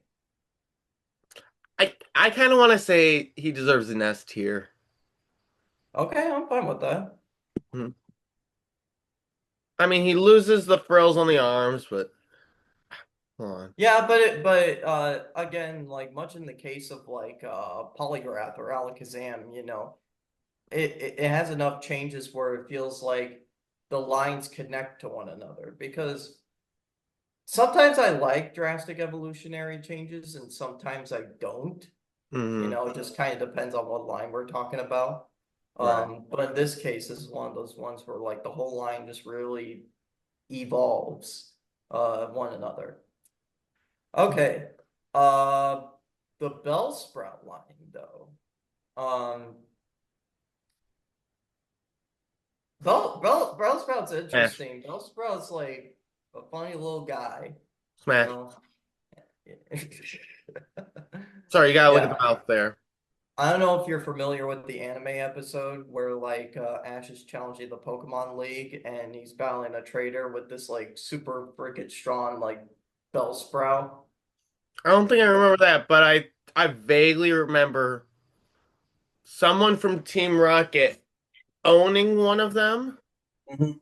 and every time it comes out of the Pokeball, its mouth is on his head. I think it was Oh yeah. I think it was James who had the Bellsprout. Oh, yeah, well, yeah, James did have a victory bell. Victory Bell. That's He caught it as a weeping bell, comes as a victory bell. It was like one of those gags in the anime. Um, hmm but what was it though? Oh yeah, in Gen 2, one of the places that you can visit is a tower dedicated to Bellsprout, and you could catch nothing but Bellsprouts over there. Mm-hmm. Yeah. All right. So Bellsprout, though, I think Bellsprout gets beat. I will agree with that. It's a simple design, but it's a cute simple design. Yeah, it's It's a like it's. if you were to look at Caterpie. Mhm. Yeah, I will agree with B tier. yeah. What about Weeping Bell though? Like again, So, Weeping Bell's a little goofy little guy, you know. so I want to Um, see B tier for Weeping Bell as well. yeah, I think so too. My only, here's my thought. Hmm. It's a good enough change. I like how, the stem sort of shrinks a bit, but Hmm. now the leaves have switched spots, and I'm gonna be honest, I don't know what the deal is with the eyes. We Yeah, go from it's these kind of cute, weird, but like we go from Bellsprout, these cute little dots to these like, big wide eyes. he's surprised of his evolutionary change. And he's like, "What the heck? Why do I Hmm. look like this?" Yeah, yeah, but I think B for Weeping Bell makes sense, you know. All right. Now Victory Bell though, I think Victory Bell gets an A because like the Yes. way that this line evolves into like a Venus flytrap type of deal, Mm. like I just think it's awesome. Um, Yep. and also because of that gag in the anime with James, where like every time Victory Bell will come out of his ball, it tries to eat James. Mm-hmm. A few of the grass types that he owned tried to do that. Well, some of his Pokemon in general tried to do that. But Right. yeah, pretty solid line overall, you know. Very Mm-hmm. solid. All right, Tentacool and Tentacruel. Um, Uh, okay. Hear me out with this. okay. Tentacruel. Nice basic design. I like the blue and I like the red. I feel like he needs at least two more tentacles on him. But I would be fine putting him either at B tier or A tier. Uh, so Tentacool though, like Tentacool, Hmm. just the basic design, I think gets a B. Okay. I'm fine with And Tentacruel, I'm fine with either A or B. See, Tentacruel, I want to go with A because I think the design's better. Yeah, I think so too. I feel like the major drawback is eye placement. Because if you look at Tentacool, the eyes are on top of the, uh, you know, on top of the Pokemon or the Mhm. Pokemon thing, and now that sort of shifted into a hat. Yeah. Uh, I kind of like it though, because like, you know, this is a water poison type, and Gen 1 is known for like just a whole bunch of poison types in general. But this gives it like a very mischievous look where it's just like, oh, this is a water type Pokemon you really don't want to mess with, that's you fair. know. So do we want to So put A tier or B tier? I'm fine with A. You know, Okay. I think it's kind of similar to like Bell, where it's just like it's a very complete design. Hmm. Um, okay, the Geodude line though. Geodude, are you thinking A or B for Geodude? I'm thinking A. I think it's really cool how Geodude is a floating rock with arms. Yeah, I like it too. It's weird that like when they introduce abilities in Gen 3 that it doesn't get levitate. Hmm. Um, but I guess it makes sense considering, you know, the two stages it evolves from afterwards. But like, yeah, floating rock with arms, pretty cool concept. Hmm. Uh, Graveler and Golem though. Okay. I'll be A. I want to go so far as to say that Graveler is S tier. Reason being is it's obvious what Pokemon it's evolving from. Mm-hmm. It's like if you compiled more rocks together Mhm. than just like normal rocks. And Graveler looks like he's got four arms. Yeah, he does have four arms. Um, So I think that's pretty cool. I feel like, he should go to S tier. I don't know how I feel about S tier. I'd be fine with giving him A tier. Okay, we can do A tier. Yeah. And then Golem. All right, you want Golem, my problem with Golem? he loses the forearms. You want to know my second problem with Golem? Um, Too drastic of a change. Yes, because we go from rock with arms, rock with four arms, turtle looking thing with rocks around it. He kind of does look like a turtle. In fact, he kind of reminds me of one of the power-ups from Mario Galaxy 2, the Hmm. boulder mushroom, where you literally roll into a boulder. Um, Right. But no, but like I said, it's you go from rock to creature inside a bunch of rocks. And I know I still think it's kind of a cool design. it's a Uh, cool design, but it's too drastic of a change for me to keep it on the A tier list. okay. So you're thinking B? I'm thinking B at most. Personally, I I think think I think B, but I'm I fine with think B, playing B. I think B is fair. B for Boulder. The boulder is confused. Man, we're just having to Oh. all of our early morning cartoons, aren't we? We hit Ben 10. And We've hit we just hit Avatar: The Last Airbender. technically, we could say Pokemon because Well, the technically, Pokemon anime. it's obvious it's Pokemon. Yeah. I'm waiting for one of us to make a Generator Rex reference. Oh man, I miss Generator X. I do too. Um. Ponyta and Rapidash. So I like and don't like these designs at the same time. That's fair. I I think both of them go in B if you're okay with that. Because like, here's the thing. I like how Ponyta is cute, and Hmm. I like how Rapidash is kind of cool. It has subtle little changes, but it kind of just looks like it got bigger and that's it. See, this is where I would. That's the reason why I would say maybe Ponytail goes A and then Rapidash goes B. I'm Because fine with that. what's that? I'm fine with that. Yeah. Because I mean, in my head, I think just a horse with fire is one of the coolest things in the world. Yeah, that is a fair point. Yeah. And I feel like so much more could have been done with Rapidash, and instead it's like, oh well, let's just make them an adult. Bigger Hmm. flames. We're done. Move on to the next one. Yeah, I know we've talked about how like, oh, some of these designs, they have connectivity with each other. Yes, they do, but like they also have more design quirks that make it like their own Pokemon. Hmm. And Ponyta and Rapidash don't like really share that for me. They're not a bad line. It's just they're just kind of all right. Hmm. Now, Slowpoke and Slowbro, I think they're funny. I like how funny they are. They're chill dudes. They are chill dudes. What are you thinking for Slowpoke? Hmm. So Slowpoke. I like how it fishes with its tail, because that's kind of how it can evolve into Slowbro. Is that if it So, catches a shelter on its tail, then it becomes a mm, Slowbro. all right.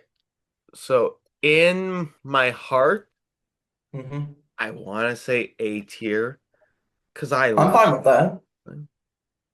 Okay, well then we're going off of my heart and not what my brain wants to say. Yeah. I also think it kind of reminds me of Psyduck, maybe because of the eyes, but also because this is the weird thing. Psyduck and Golduck, despite having psychic powers and having psychic type moves, are actually not psychic type. They're just water types. Slowbro and Slowpoke are water and psychic types. Yep. So what's up with that? I don't know. Like it's similar to like Vulpix and Ninetales, where it's like, why didn't you give the ghost typing to it despite it knowing ghost type moves? And That, have it dex entries about how spooky that Ninetales is. I mean, that's fair. So, my reason why I don't put Slowpoke in the same category as Psyduck Mm-hmm. is Psyduck is hurt. He deserves a win. So Slowpoke, he doesn't care if he wins. He doesn't care if he loses either, but he doesn't care if he wins. yeah, He's all yeah, about that chill life. Sitting on yeah. a rock, fishing, not having a care in the world.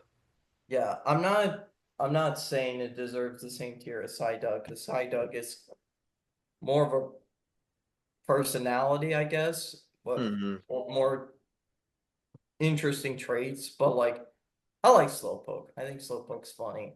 Slowbro though, I'm saying either B or A, because the only thing that really changes is the shelter on its tail. I always find the change on the shelter tail to be interesting though. Hmm. I would Because agree with I'll agree with A tier. okay. I will agree with the A tier Hmm. because I like the idea of. I know this is going against the whole Diglett Doug trio thing we were discussing last time, but Hmm. I like the idea that this Pokemon's evolution comes from another Pokemon. Yeah. Well, there are other Pokemon in later generations that have sort of similar concepts like that. We'll get to those when we get to those. Hmm. But yeah, Slowpoke and Slowbro, they're chill dudes. I wouldn't mind hanging out with them.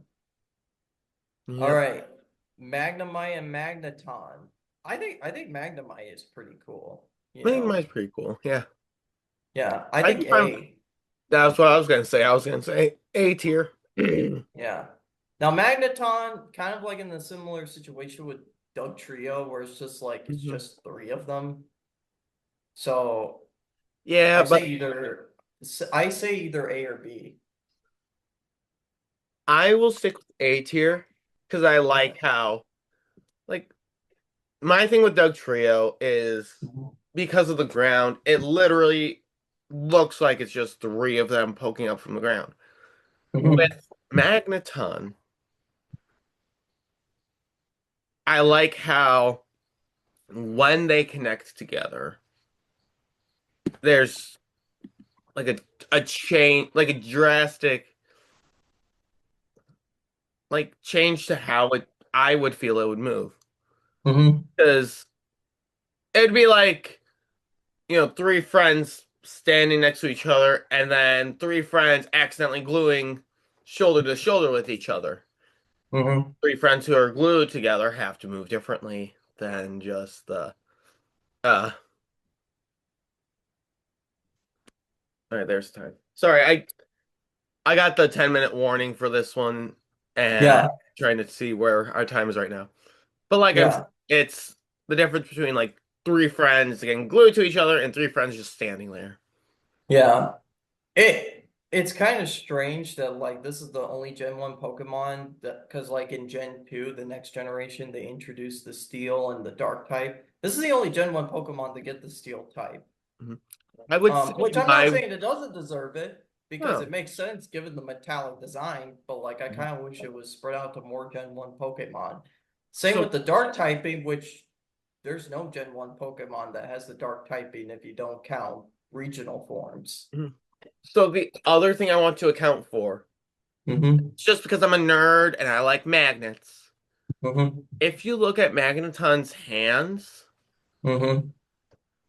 the the different poles are facing Mm-hmm. the op or facing their same. So like Yeah. the top one, the top Magna's Magnemite has blue at the bottom. So both of the Magnemites at the bottom have the blues Yeah. facing up as a way to keep the magnets separated. And the same with the ones at the bottom. They have the red facing towards each other, so it keeps those separated. Yeah. That's a cool design for it. Yeah. Yep. That seems reasonable for an A tier. Hmm. Now, far-fetched. S tier. No. S tier. Okay. So here's the thing. I've gained more appreciation for far-fetched only because it got its Galarian form and evolution in like Gen 8. Before that though, the only thing it had going for it was that dex entry about being the last of its kind and carrying its leak because of that. And because of that, I'm willing to give it a C. No. No, it deserves Yes. more. If you look at the designs for all the different birds, this one is, in my opinion, a more iconic design out of all of the bird Pokemon. Like you can look at all the other birds and you're like, oh, is it, Pidgey? Is it Sparrow? Is it Fletchender? With Farfetch'd, Mhm. it has such a unique design compared to all the others. Because it's not just a bird. It's a bird with a leak. And it fights with the leak. And you look at Okay. the face, and the face has more detail in it. It does not deserve to be that low. Okay. I'd be fine with putting A tier at minimum. Okay. Fine. I'm okay with A tier. Um, but only because I really don't care about far-fetched in You should. that much. It's all it, so here's the thing. One of my big sticks when it comes to like catching Pokemon is that like there are some that are rare, and in Gen 1, Farfetch is one of those Pokemon that's kind of rare to catch. Hmm. But it's such a waste because it's not a very good one to use. And I wish they stopped doing that because this isn't the last time they would do something like that where it's like, oh, we made this not so good Pokemon super rare. It's just like, why? Like, Because it's the last of its kind. You literally just said that. actually, yeah, you know what? Fair point. I guess I just really don't care about Farfetch. Bird Pokemon I do care about though is Doduo and Dotrio. Okay. I'm fine with putting both of them on A tier. Okay. Yeah, I'm fine with that. I Yeah. like how, like, again, simple design, cute design, but you've got the two heads. And in my mind, the two heads are pretty cool. And then for Do Trio, you've got enough change. It's not like a change that doesn't make sense. It's actually a pretty cool change. Now it's got a tail. Now it's got a third head. Now it's got these little like feathers on top of the head. Mm-hmm. You know, so this is where I'm fine with A tier for both of them.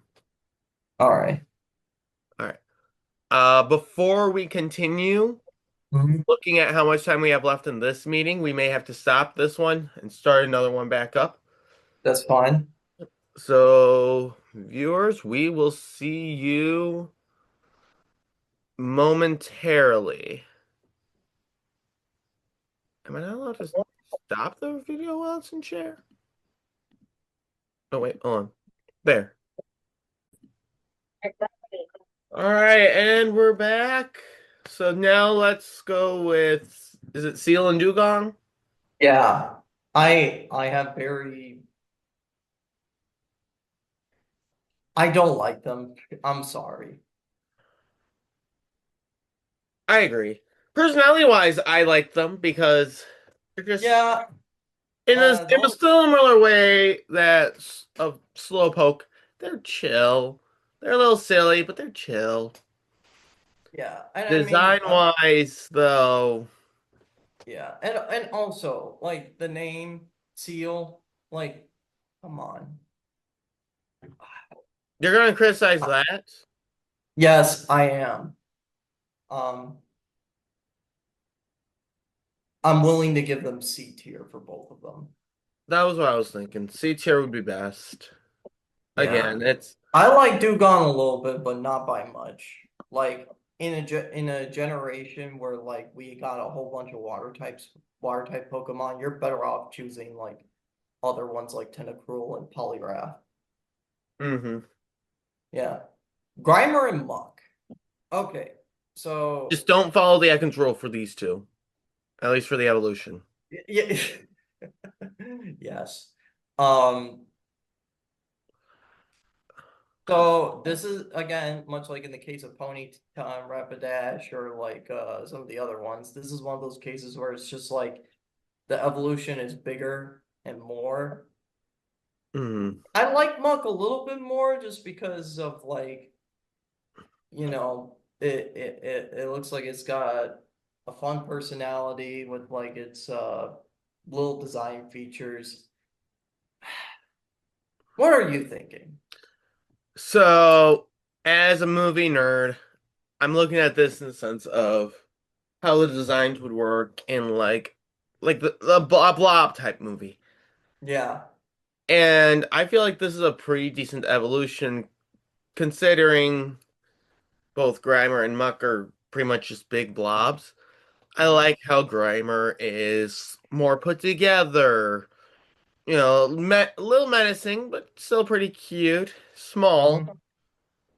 But then with Muck, Muck is showing signs of deterioration over time because Mm-hmm.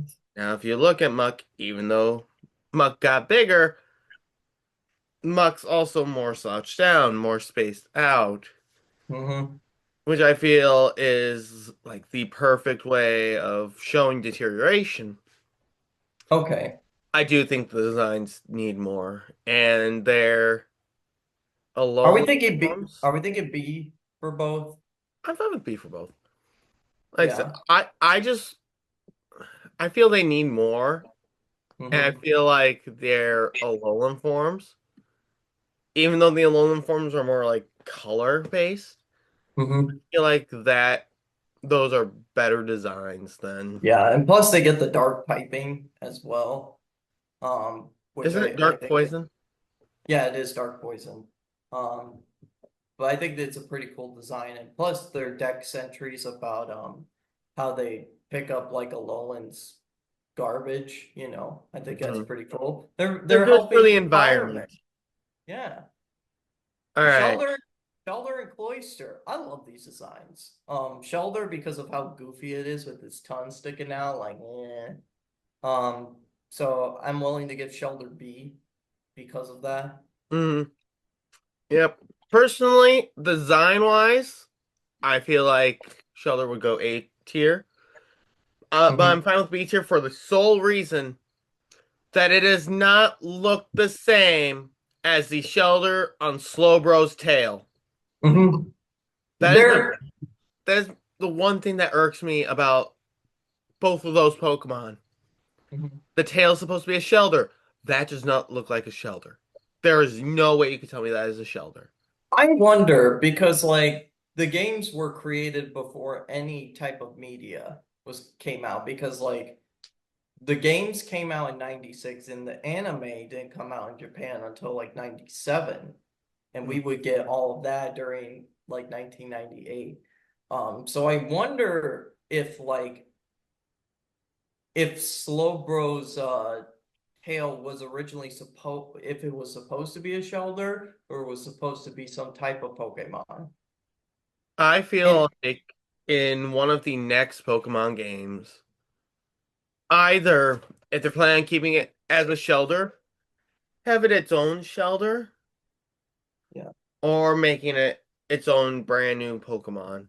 actually, in Gen 2 and the prototype versions of Gen 2 where they had some different Pokemon that would never be released, the Shelter that's on Slowbro's tail was its own Pokemon. and it went by a different name, Why did but it they was change it? I don't know. Gen Because 2 now went it through a lot makes of well, now it makes the Pokemon make no sense. yeah. Well, you know what does make sense to me is Cloyster, which I think Cloyster gets an A. Yep, Cloyster definitely gets an A. Like it's a water ice type that just looks super menacing. Like Hmm. it's got that snarky grin on its face, and plus I love the added spikes too. Yep. Um, Yeah. although I find it interesting because some of the earlier sprites of Cloyster actually have the shells like pointed this way rather than this way. Hmm. Um, but like either way, I like its design. Now we Hmm. get to the only ghost type evolutionary line in Gen 1, the Gengar line. Hmm. Um, but they hit it strong. They did hit it strong. So I'm thinking for all of them, they should be somewhere like between A and S, whether they're together or separate. All right. Unpopular opinion for Mm-hmm. me. I feel like Ghastly should be S tier. I, Okay. that's not the unpopular part. Mm-hmm. I'll get to that. So Ghastly for me deserves S tier because it's one of those like ghost orbs. You know, Mm-hmm. if you're into ghosts, I might be a little into ghosts. But if you're into ghosts, you'll know that one of the big specters that a lot of people will talk about are these glowing ghost orbs. That is Mm-hmm. what Ghastly is. I like how not only did it take that, but it took the dark side of it, and now it's got smoke. So Yeah. that. It's cool that it also has the poison typing too. Hmm. So Ghastly, I'm fine with S tier. I feel like it deserves it. Haunter, I feel also needs S tier. I For think so. what's that? I think so too. So for me with Haunter, it's well now it's no longer that ghost orb, but it's becoming Mm-hmm. more full. Mm-hmm. It's becoming more haunting. It's becoming more scary. Mm-hmm. You know, you've got the disconnected hands, and like I said, for me, it is a good step up from Ghastly. Mm-hmm. So, Haunter deserves the S tier. Mm-hmm. Gengar,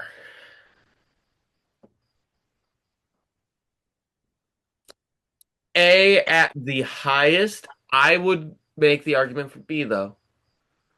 I feel like so much more could have been done with Gengar's design. I like the red eyes, but that's pretty much all I feel Gengar has for it. If you look at Ghastly and Haunter, those Pokemon could genuinely scare you.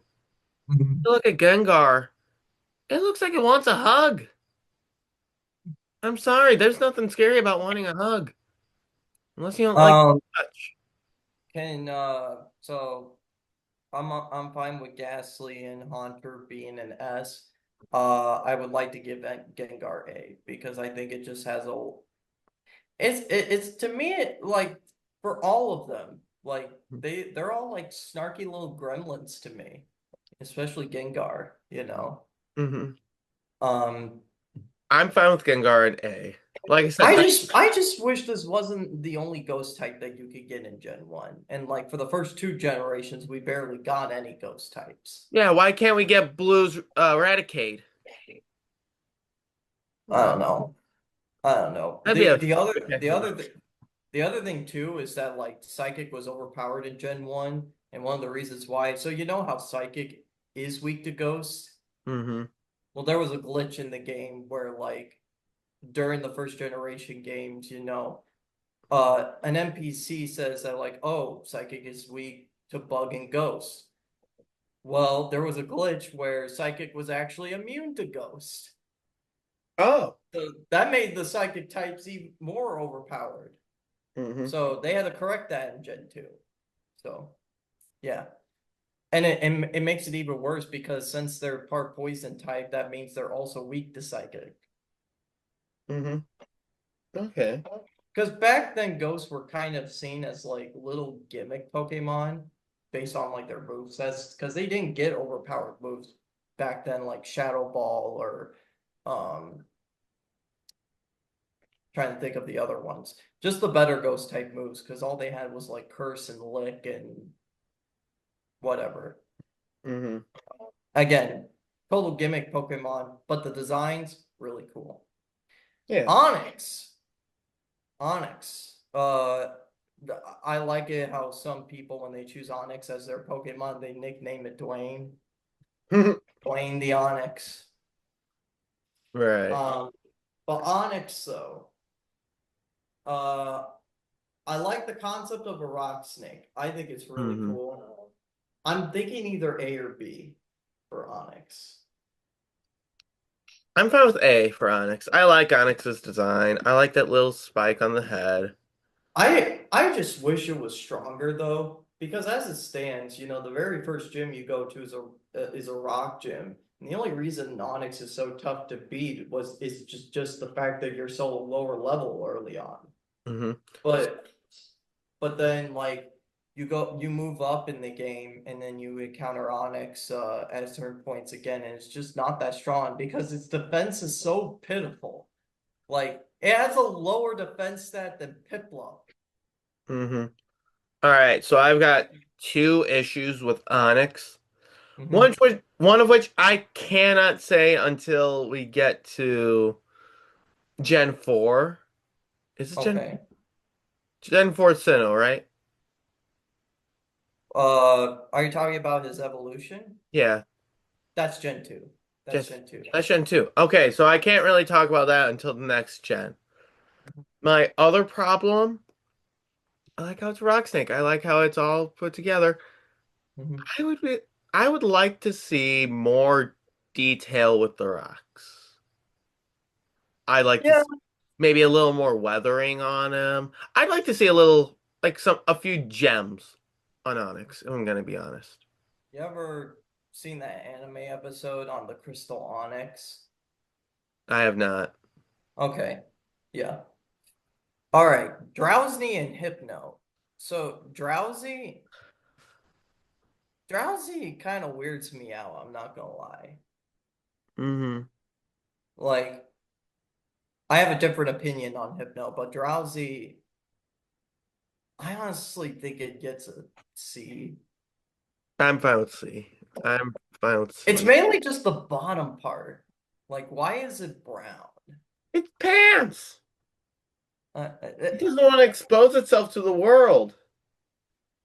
how many Pokemon in this generation were wearing pants, huh? One, Anyways, two. Do we count shells? If we count shells, there's another oh, four. come on. Come So on. that's six. You can Anyways, keep going. I'm still counting the pants. yeah, Oh. Drowsy is it just kind of weirds me out a little bit. Hypno though. I really like Hypno. The addition of a what do you call the thing? The pendulum back and forth that it holds. Where it's like, oh, because like it's a sleeping Pokemon, hence the names, Drowsy and Hypno, they hypnotize you so that way you could be put to sleep. Um, but not Drowsy, Hypno, I'm fine with either B or A because I think the design overall is just a little bit more appealing. Okay. So first, I Hmm. would agree with B. I feel like a Hmm. lot more could have been done with the design. Yeah. I feel like the reduction of the nose kind of kind of gets it for me. But I do Hmm. love the pendulum. So I would agree with B tier. Also, Hmm. if you're counting shells, there are six pairs of pants. There's also two dresses, or at least one dress and a one what looks like a skirt. Okay, I guess that is fair. Um, the crabs, Krabby and Kingler. Okay, here's how I want to phrase this. Okay. Krabby is D tier. Kingler is B tier. I am fine with that Cool. because as it stands, again, similar to Seal, like, and some of the other Pokemon, like it's just a crab. And like we would get later crustacean like Pokemon that are just better designed and way more unique than Yeah, like Krabby. Crab Brawler. Yeah. Kingler though, like it is a bigger crab, but Mhm. I like the fact that it's got the crown horns Well, on its head, it's hence got the the name crown, Kingler. and you can tell that the claws got like sure the whole Big, crab got bigger, but the claws got bigger big proportionately. meaty claws. Big meaty claws. Exactly. Yeah, but I'm fine. Like I think Kingler has a lot more going for it in Hmm. design wise. Voltorb and Electrode. So these are the first like Pokeball Pokemon, where it's like in the games you counter. So like there are Pokeball shaped things in the games, but they're not always like different types of Pokeballs. It's stuff like items. Um, but like in Team Rocket hideouts or just hideouts in general, you'll encounter a Pokeball and then it suddenly moves, and then you're in an encounter with Electrode or a Voltorb. Hmm. So hence the Pokeball aspect of their design. Although I feel torn about these designs because on one hand, I see what they're going for, but on the other hand, they're kind of eh. They basic. Yeah, I do like their eyes though. Hmm. Like Voltorb looks kind of angry and Electro just looks kind of snarky. Yep. So here's my thought. Mm-hmm. I feel like Voltorb should be at a higher tier because I like the idea of a Pokemon with, that looks like a Pokeball. Mm-hmm. Electrode. For me, it's literally a Voltorb upside down. It is. It is. There's like no extra design elements. Okay, so how about this? A Voltorb, I think should get a B, Hmm. and Electrode should get a C. I'd be down with that. Mm-hmm. I think the Again, thing that saves that from D tier is the snarky face. yeah, I think so too. All right. Execute and Executor. I'm not gonna lie.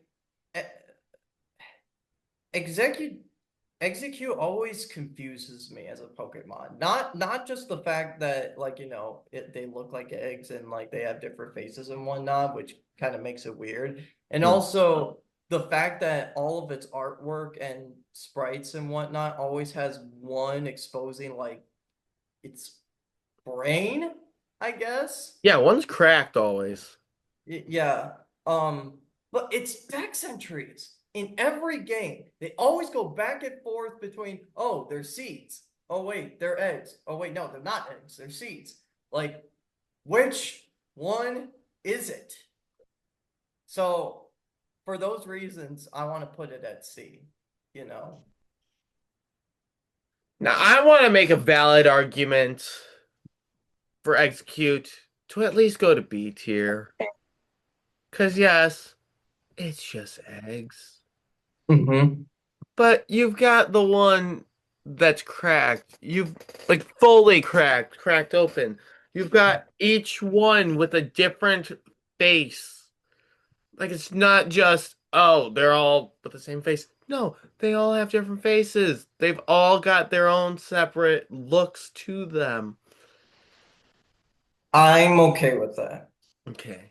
If it didn't have the different faces or personalities, I'd probably be fine. But given the fact that we've already ranked Pokemon around those same tiers that do show different personalities through like their multiple faces, I understand that.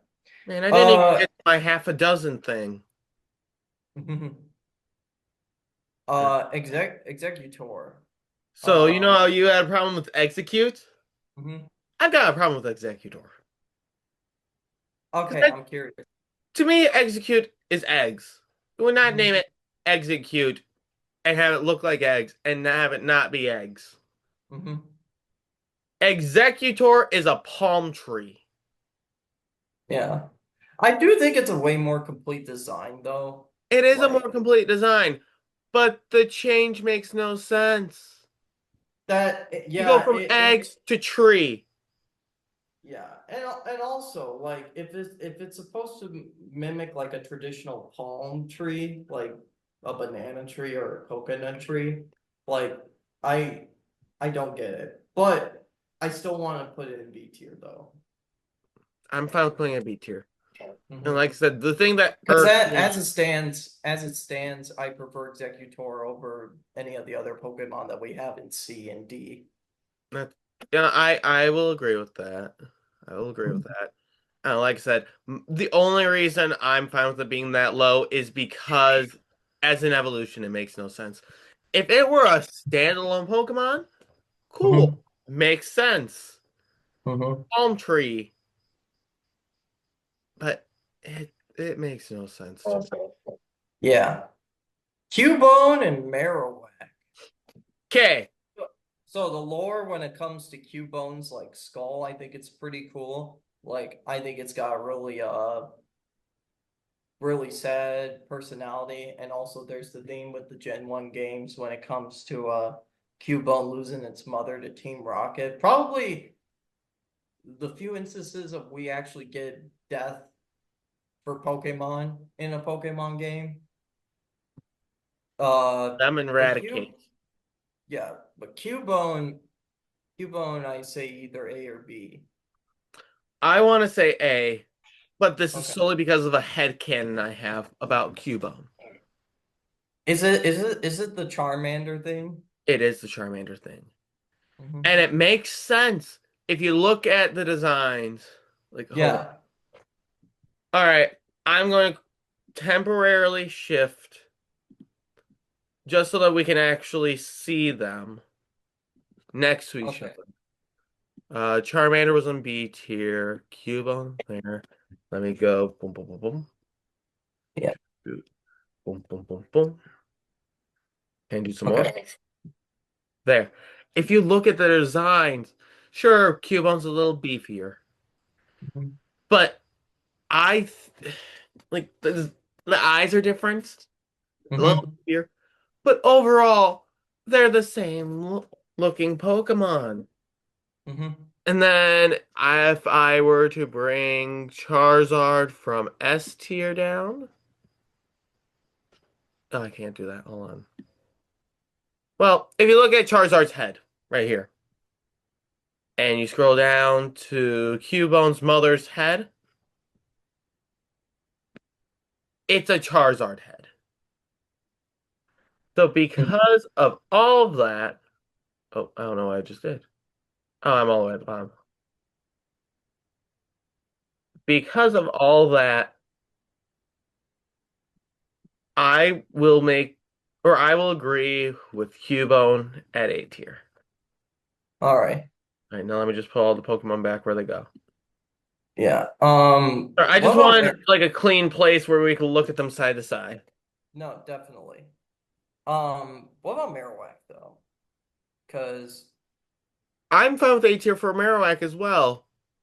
I mean, sure, it's just bigger Cubone. The head sort of fuses with the skull. They've got a bigger bone. But in the same way that Cubone is Charmander, Marowak is Charmeleon. I'm fine with A. Okay. I'm fine with A. I think it has enough going for it. I mean, Yep. I don't care for it as much as Cubone, but like Mhm. I think it's all right. All right. The Now we Hitmon. just need one of them to turn into the Cubone version of Charizard in a later game. Well, And this would be my favorite evolutionary set. technically speaking, Marowak's got a regional form where it's Ghost and Fire. Exactly. But I want that extra step.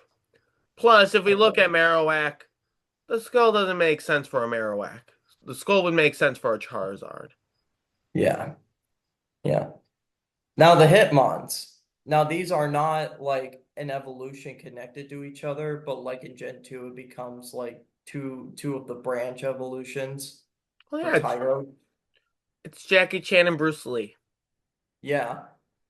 I like Hitmonlee a little bit more just because I think it's got a lot going for it. Like the fact that like the legs are just kind of like stretchy springs is really cool. Hmm. So I'm fine with A or B. So I feel like Hitmonlee should go to B tier. Okay.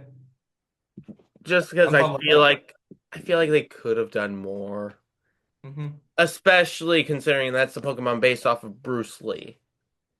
Yeah. I like how they had two different fighting aspects for them. Hitmonlee is about kicking and Hitmonchan is about punching. Hmm. Speaking of Hitmonchan, I like it a little bit less than Hitmonlee, but I say B tier. I'm fine with B tier. I like Hitmonchan a little more. In fact, Hitmonchan, when I the one time where I played, I think it was Blue in an emulator. Hmm. When we were given the choice between Hitmonlee and Hitmonchan, I picked Hitmonchan. Uh, No. Plus, Hitmonchan has a skirt yeah. and Um, boxing gloves. yeah. I haven't And used Hitmonlee or Hitmonchan in the games yet, but I'll probably try them out at some point. my final thing about Hitmonchan is, or at least compared to Hitmonlee, Hitmonchan has a more detailed design. Hitmonlee is basically a chicken nugget with legs and small arms. Hitmonchan, that's a fighter. That thing's gonna Hmm. knock you out. Hmm. Yeah. Unless Mike Lickitung. Tyson, and then you're gonna knock him out. Mm. Lickitung. Smash. Sorry. Uh, I'm thinking B because like I'm not passionate about it, but I like how goofy it is. And I also just love that long tongue.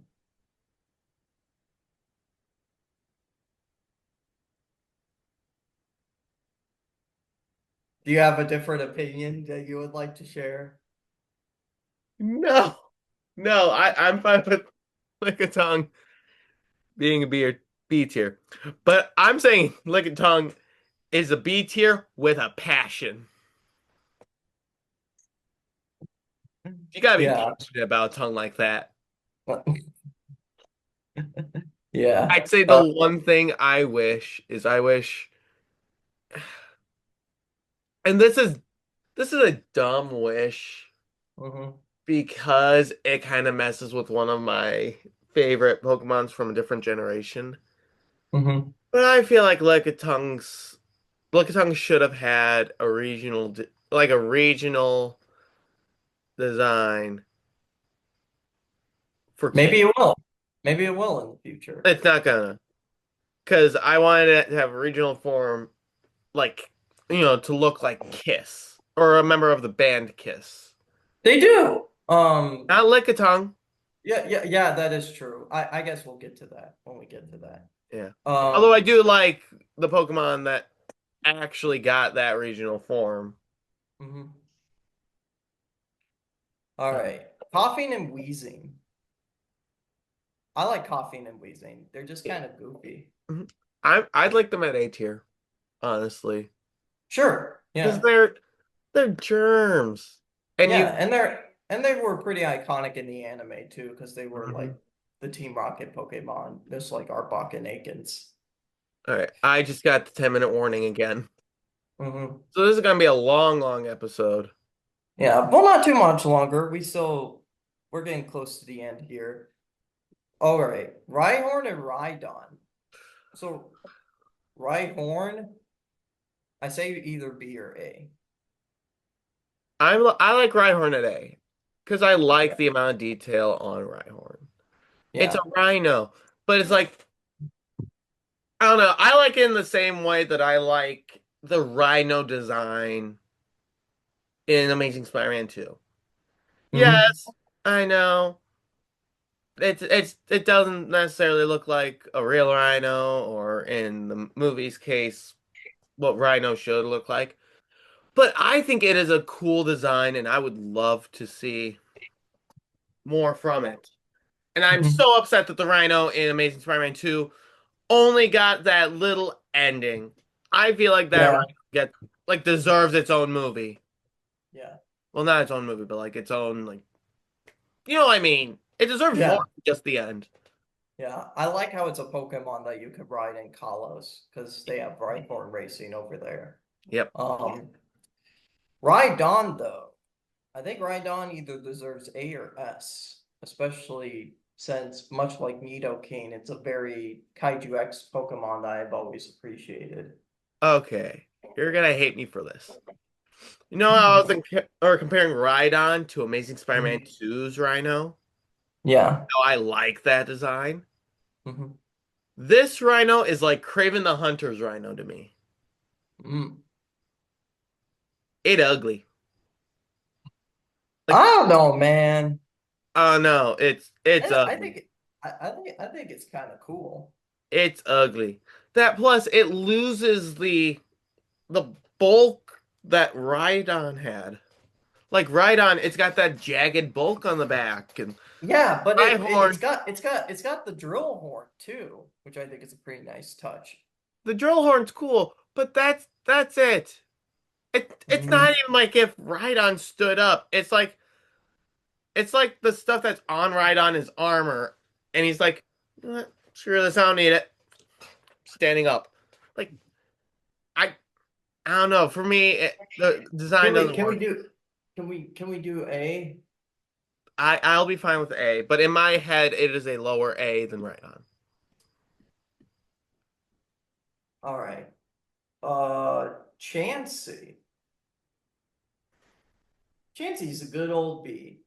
Chansey is your little nurse Pokemon, you know, wants to take care of you, gives you the soft boils, and plus it's the Pokemon with one of those Pokemon that has the highest HP stat. So you want to Hmm. grind some levels, Chansey can take care of that for you. Yep, I I agree with Chansey. And it's a good pink Pokemon. Yep, Tangela. Tangela is interesting because like he's just a blue spaghetti boy. yeah, he is. I find it weird how this is kind of inspired by Medusa though. It makes sense. It does make sense, but it's like a goofy Medusa Pokemon because it's got the red shoes and it's got the eyes. Um, Well, yeah, I'm fi- I'm fine with B for it. I want to fight for Tangela to be an A tier. I'm fine with A. Okay, I'm just saying it's a different enough design, and there's just something about his design that makes it gives it personality. Yeah, it is. All It right, is I one feel like we have enough time for this meeting to do Kangaskhan, and I'll have to start another meeting. of. Okay. I also think that we have to. At first I thought you said Genghis Khan, like the Nope, Kangaskhan. yeah, Genghis Khan. I feel Genghis like we can Khan, agree on that, though. yeah. Okay, so Kangaskhan, again, another Kaiju X Pokemon. I Mhm. would not put it in S tier though. Um, Oh, come on. it's still an A worthy Pokemon because it's the motherly Pokemon and it's got the little baby on the inside of it. That's why it goes to S tier. Because not You only is it think? fighting, it is a strong, independent woman. You Seriously, know what? You it is know a what? strong, independent woman that is doing what it can to protect its young. It knows what it's like to be a mother. You know what? You convinced me of an S tier. What's that? You convinced me of an S tier. So, Thank you. mhm. Like I said, it is what all mothers should be. It is what your mother is. It is what my mother is. It is what our mother's mothers is. Mhm. That didn't necessarily make sense, but you know what I mean. It is strong. It cares for its youth. You know. And of course, the youth is just like violence. It's fun. Mm-hmm. All right. All right. So I'm gonna have So, to end this meeting. We're gonna mhm. start one more so we can get through the last, say, 28, 29, 30, 31, 32, 33, 34, 36 Pokemon. Mm-hmm. We're making progress here. Yeah, we're getting to some of the best ones though. And we're probably getting to some of the hardest decisions. Yeah. So just give us a second here. Let me stop. All right, we are back. I really gotta learn how Zoom works with the whole switching things around, but let's get Yeah. back into it with Horsey and Seadra. Okay. So Horsey, it's just a seahorse. It is Hmm. kind of cute. I'm thinking either B or C for Horsey. I'd be fine with Horsey being a C. Yeah, because as it stands, it's just it's just kind of there. Hmm. I will, however, give Seadra either A or B though, because it's got a little bit more going on for it. It's got the pointier wings, it's Hmm. got the much more angry expression, like it's about to attack somebody. Yep. See, Seadra is la da dee la da da. Uh, Kendra is you look at me, fool. You look at me, fool. Yeah, yeah, but that's the evolution. Yeah, That's the Gen 2 evolution. that is. Oh, well, regardless, this one I will agree with A tier. Yeah. He is full eight. You're looking at me, fool. I'm gonna Mhm. slap you silly. Yeah. Goldeen and Sea King. I'm gonna be honest, because again, I love the water type. It's one of my favorite types, but I have very divisive opinions about Gen 1's water types. I like Mhm. most of them for the most part. I do not care for Goldeen and Sea King though. Um, because they're just fish Pokemon, they're just kind of there. Hmm. Um, I'll agree with that. so for Goldeen, I'm okay with a B, but I rather just give it C. I'm fine with giving Goldeen a C. Yeah. And then Seeking, it's C. Like Yep. I just don't care for them. Like I don't know. For me, Sea King is a higher C, but still C. again, like there's just so many of these freaking water types that they made and Well, I they mean, could have they the decks could have been more balanced in terms of the number of types that it got. And well, and they would have this problem in some of the sequential generations. yeah. where Well, it's where it's like you get a whole bunch of water types and some of them have just absolutely nothing designs, and yet you only get what, two fire types, two electric types sometimes. I mean, we'll get to it when we get to it, but hmm. yeah, Goldie and Sea King though, I do not care for them.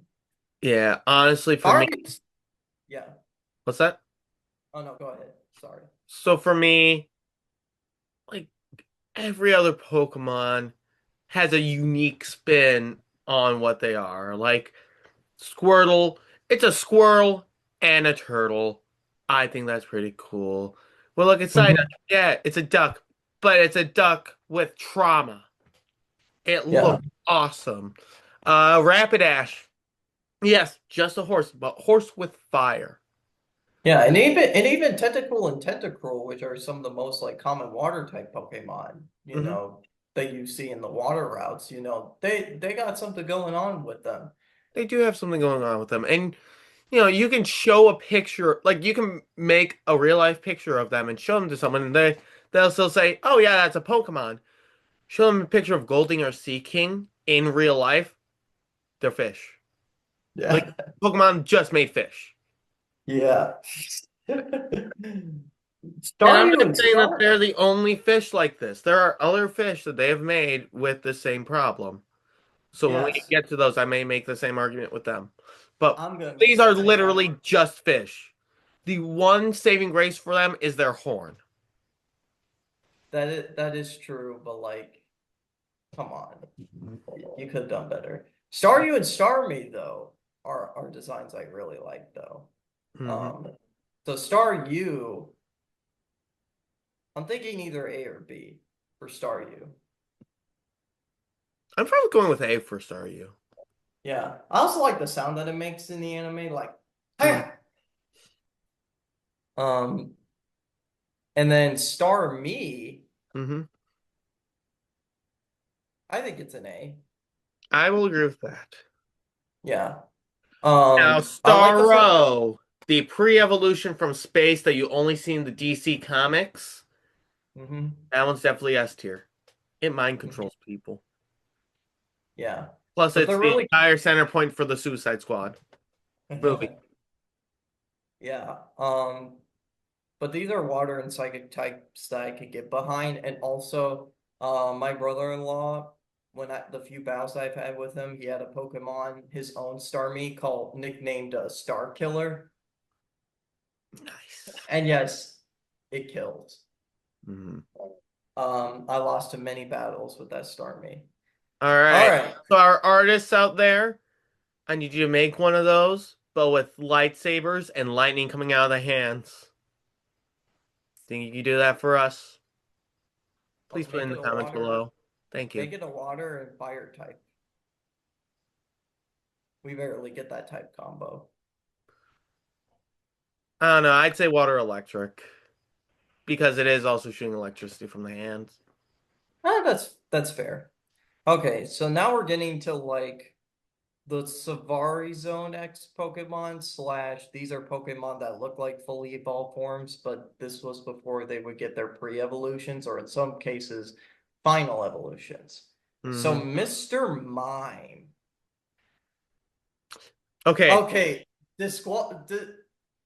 ignoring the fact that like this is the Pokemon in the anime, and there's these theories that like, oh, Mr. Mime is Ash's father, because he spends a lot of time with Ash's mom. What?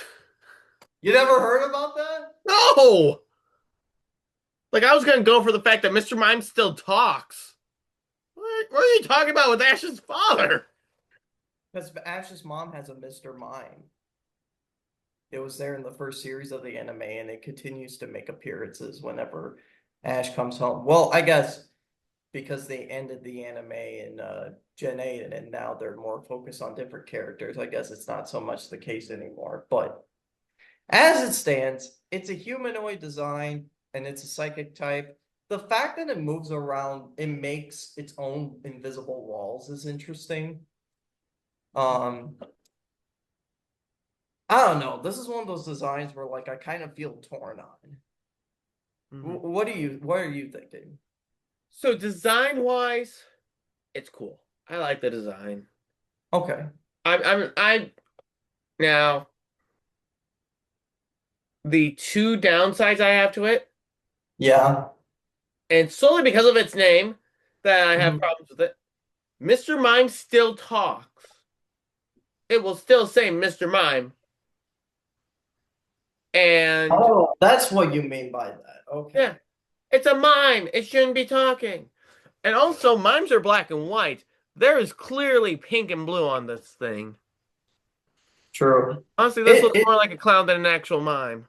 it's weird when it got a regional form in Gen 8 that like it's more ice aspect than Hmm. you know, the actual thing it's based off of. Yeah. Now, So what are you thinking for the Mr. Mime? one saving grace I have for this one, Hmm.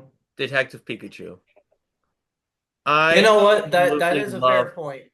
I Yeah. absolutely love the Mr. Mime scene in Detective Pikachu. Yeah. I do think that is a really cool scene. Yeah. So Personally, mhm.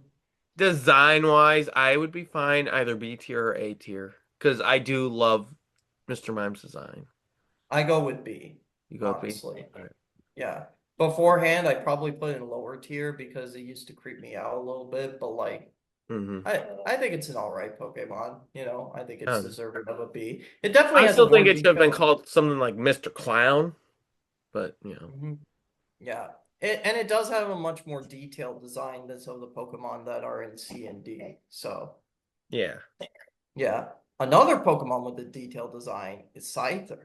Now, Scyther, I think should be A or S because um I agree with us. this is one of the coolest looking bug types out there. Um, cause like it's a bug and flying type. You got the wings. You got the scythes. It's in the name, like Scyther. It also like the Pokemon cry in the anime, like Scyther, like is really cool. Um, there is one thing that bothers me, and this is a problem with the bug types in Gen 1. You know how I was talking about in our last episode how you know, a lot of bug types don't get bug type moves. Mm-hmm. Scyther is one of those. It's a bug type, and yet it can't learn a single bug type move. It's also a flying type, and it can't learn fly. Like, what's the point in giving these Pokemon dual typings if you're not going to give them their moves that are going to work super well for those types? It just doesn't make any sense to me. Gen 1 was weird. So Mm. what do you think of Scyther? I agree with S tier. I love the fact that it's a giant praying mantis. I love the blades on it. I love the wings. Yeah. And I know we're looking at this and not the future, like the evolutions, but the evolutions to Scyther are also equally as cool. So Oh I'm yeah, definitely. I can't wait to get to those. hmm Um, yeah, so Scyther S tier, really cool. It's a shame that it did not get bug type moves at first, and that's dumb. Jinx. Now, this one is interesting because it used to be a very controversial design. So, like back in the day, the original design for Jinx, particularly its skin color, nowadays it's purple. It used to be black. Um, and that led to people thinking that like this Pokemon was like mimicking blackface. And if you don't know what blackface is, do your research and look it up. But people were kind of upset about that. And it was mainly people from outside of Japan because of course Game Freak did not inspire the design off of blackface. It was inspired by a popular Japanese fashion style. I forgot what it's called. Um, but I can also see why it was controversial for people in America because, again, like in the case of Mr. Mime, it's a very human-like Pokemon. So I understand the fact that uh, why people did not like it and why they had to change the design. Yep. So So I didn't like this Pokemon at first because of that. mhm. But after doing research and even using one in a recent playthrough that I did, I've kind of changed my opinion on Jinx a little bit. It's Mhm. not one of my favorites, but I'm willing to give it a B. I can work with a B. I would go for C normally, but I'm fine with a B. I don't know. Jinx scares me. Just like how Yeah. I'm scared of you, Jinx scares me. Mhm. Yeah, but I've come around to Mr. Mime too. Because, Mhm. I think Mr. Mime is just goofy. Yeah. And Jinx, it's kind of goofy. I think the psychic and ice type is interesting. Um, yeah. Electabuzz. Electabuzz was kind of cool, I'm not gonna lie. hmm Um, it's like a gorilla mixed with like you mix it with lightning, because it's got Yeah, that I temp. was going with like an electric Tony the Tiger. Because gorillas don't have tails. Yeah, Electric but it's got have the it's tails. got the big arms though. It's got the big arms, and it's known for It's punching electric stuff. wrath. It is electric. You know what? Yeah, I'm fine with that. Except it doesn't say "Let me tell you something." It should. Um, yeah, but like the buzz, I like the sound that it makes in the anime, where it's just like, like it's like charging up. Mhm. So I'm cool with like an A tier for Electabuzz. I would agree. Like cool I, design. I love the yellow and black color. Um, with I the electric could typing. I could make an argument with an S tier, but I'm fine with the Electabuzz being an A tier. Magmar. So Magmar and Electabuzz have always been parallels to each other for me in a way because they both would get pre-evolutions in Gen 2, and then in Gen 4 they would get their two final evolutions, and they both get it in very similar styles where you have to get the two items, the Magmatizer and the Electricizer, in order to evolve them. Hmm. Um, Pokemon Go like I do, you just gotta get a Sinnoh Stone. yeah. Um, so Magmar, I like in terms of detail, I think it's got really cool detail going for it. I Hmm. mean, I love the fire sprouting out on the head and the tail. I like the fire pattern on its body. Again, much like Electabuzz's, like the electric patterns. Hmm. The proportions are just kind of weird though, It is. especially the head. Like, Yep. I don't know if you've ever heard people saying that, like, "Oh, Magmar's got a butt on his face." Ah, ha, ha, ha, ha. Um, it kind of Yeah, looks he's that way. butthead. Yeah, because like he kind of looks kind of sad, He does look sad. but I'm willing to give it like a B I'm fine with the B tier. because as it stands, it's still very detailed design, you know. Yeah. No, I'm fine with the B tier. Mm-hmm. Pinsir again, much like in the case of Scyther. I mean, I like it a little less than Scyther, but I still think it's a very cool, threatening bug type design. The huge pincers are what's selling for me. But again, it is yet another bug type that does not get bug type moves at first. Hmm.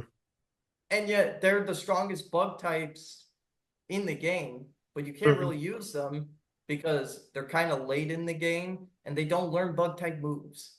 Hmm. Like, why? I don't understand. But besides that, though, I'm thinking A or B. Yeah, A or B for Pinsir. I want to go. I want to go A tier. I like Okay. Pincer's design. I feel Yeah. like putting it in a B tier sort of like undermines how the design looks.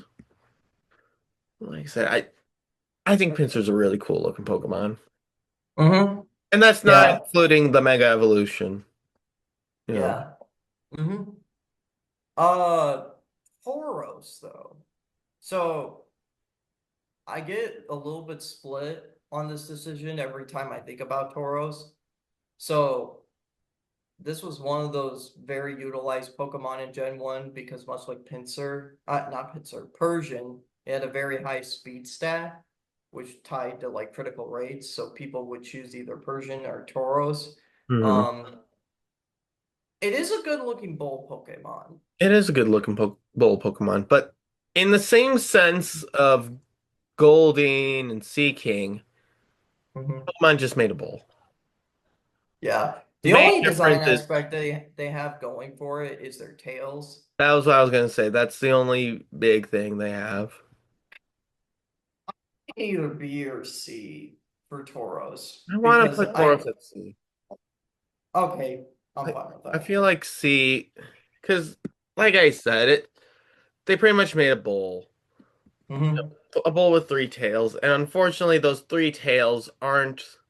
There's nothing special about those three tails that makes me say, "Oh, that's really cool. It should be B." For me, it's no, it's a bowl with three tails. Hmm. It's like how Persians just a cat with a gem on the forehead, or Sea King and Goldeen, or fish with horns on the head, Hmm. or seal's just an albino seal. Speaking of fish, hang on, I'm reeling something in. Oh wait, it's another Magikarp. All right, I'm gonna kick it off. Hmm. Well, okay, I'll wait first. Um, so what do you think? Because I feel like we're gonna be split on this one. Okay, so it is a fish Pokemon Hmm. because, you know, we were just talking about how like Goldeen and Sea King are not really special in terms of fish design, but I think it's a better looking fish Pokemon than Goldeen and Sea King just because I feel like it just got a little bit more personality in its design. Like it's a kind of this bull red orange color. It's got the dead eyes, you know. I mean it is one of the weakest Pokemon and it only knows splash and tackle and bounce. But in the beginning it just learned splash. Hmm. Um but I'm willing to give it a B. There could be some argument for an A. So I guess we're not too split on that. Like, I wouldn't put it a B tier. I would Yeah. like to put it A tier. But Okay. this is where this is where you gotta go with like minute details Mm-hmm. because you know, yeah, we're right. It's a fish, but it's not just a fish. It's got a hard exterior that, if I remember correctly, is so hard you can't even cut through it, which makes Yeah. which makes it one of the few Pokemon you can't actually eat. Mm-hmm. I love the fin on the top that kind of makes it look like a crown. It's like, yeah, I know I'm the goat. Just put the crown on me already. Mm-hmm. I love the Yeah. color pattern. I love the eyes. Mm-hmm. And, yeah, sure, it's useless, but it can definitely rock a six pack. Yeah. Well, it is working on six pack because like Hmm. I'm fine with Magikarp in A because Yeah. I'm not mean about Magikarp. No. It's like Well, plus, if it Magikarp needs more love in its life. yeah, but like here's the thing. If you give it love in its life, because like you don't have to grind too many levels to give it its final form. Which, speaking of which, All right. Now can I Gyarados. kick it off? Now can I kick it? Can Yes. I Yes. kick it now? Yes. Yes. Ah. Yep, now it has evolved. Hmm. Yeah. So obvious S tier for Yes. Gyarados. This is my favorite water type Pokemon in Gen 1, period. Hmm. Um, so I love the Leviathan-like, serpentine-like design for Gyarados. Like, I love how it goes to like this pathetic but still good-looking fish to, oh man, this thing can learn Hyper Beam now. Like, Yeah, it goes from tiny fish to world-ending sea serpent. yeah, but um I like the fact of how menacing it looks. It's got so much detail in the design and the fins. And the fins kind of mimic Magikarp's fins a little bit. There's just more of them now. Mhm. Um, Yeah. it's just like it's an absolute chat of a water type Pokemon. There's Hmm. only one thing I have against it because similar to Charizard, it knows dragon type moves, and yet it does not get the dragon type. All right. It's a water and flying type. Hmm. Like Wait, it's a flying again, type? yes, no, it's a water flying type. Well, I get the water, but the flying? Really? It's not fighting. The flying, like water Flying. flying. Yeah, yeah, yes, it is flying, despite it knowing dragon type moves. Right. Again, Dragon in Gen 1 and Gen 2 really needed more. They Mhm. really needed more. Right. All right. So here's my thing with Gyarados. Mm-hmm. Because I pretty much spent a good chunk of this tier list Mm-hmm. arguing why certain Pokemon with too drastic of a change should be lower than the Pokemon before. Mm-hmm. And on the surface, Magikarp and Gyarados is a really big drastic change. But the symbolism behind it Mm-hmm. is why I like Gyarados at S tier. Yeah. Because again, people look at Magikarp as one of the most useless fish Pokemon. So they will just like, yeah, no, it's the most useless thing. But then, like, when you eventually evolve it into a Gyarados, that is when, people are like, oh, this isn't useless. This is saving it all for the end. Mhm. It's like getting a side salad first before your dinner, and and you're not someone who likes vegetables. It's like, I don't really like this. And then, the chef personally walks out and delivers you a steak. Mhm. It is like you have a birthday dinner and you're like, okay, it's a good birthday dinner, but it's not really like top tier. And then all of a sudden someone walks out with a cake that's on fire. And not like the bad someone burnt the cake. I mean, like there's so many candles that it's got the fire design on it. And you're like, this is so cool. You Mhm. go from something so underwhelming to, for those of us who are patient, for those of us who are willing to stick it out for this one Pokemon, it becomes a reward. Yeah, and Magic, and you can find Magikarp in almost every mainline game, Hmm. and you don't have to grind too many levels because I think it evolves at like level 20 I think so. at the But most. that's the other thing. It's such a common fish that the idea of it getting such a powerful evolution seems weird if it weren't for the fact that Magikarp itself is so useless that people would just give up on it. Mhm. Which is why I love the idea of Gyarados, even though it's a drastic change, getting S tier. Yeah, Thank definitely. you for attending my TED Talk. Now let's get back to our normal video. Yeah. Lapras. I really like Lapras. I like Lapras Lapras too. is Lapras is like one of the most peaceful Pokemon out there, and the fact that it is the transport Pokemon, Mm. and you're able to it's able to carry people on its back. Like I say, either B or A for Lapras. I'm fine with A.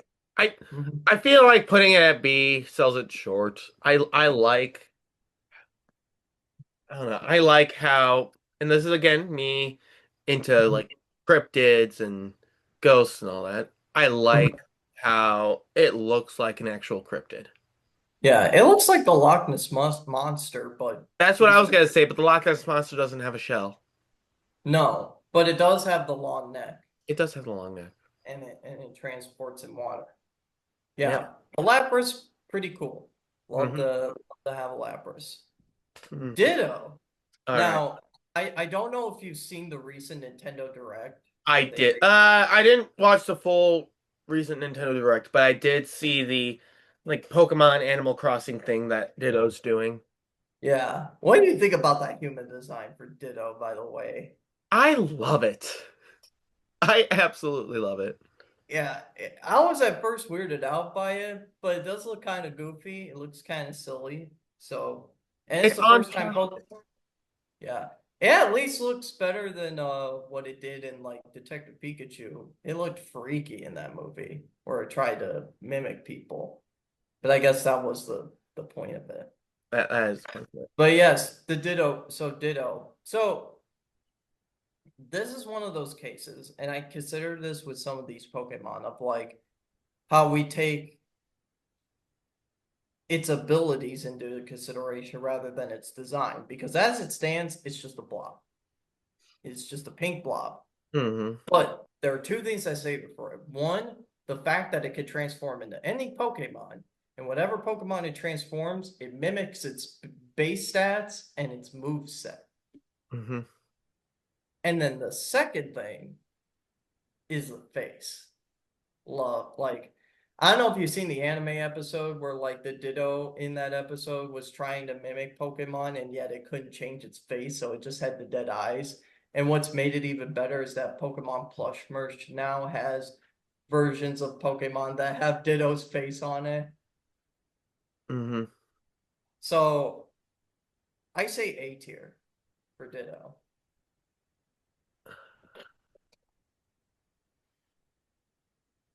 Because like you can't really base it off of its base design. Because again, it's just a blob. Well, this is where I am basing off the. blob design. Because yes, normally basing it off the blob design, like trying to base, Muck and Grimer's blob designs, can't really base it off of. But when it comes to Ditto, Ditto's got that unique thing where it's a blob because it can shift into all these different Pokemon. I just got another 10-minute warning.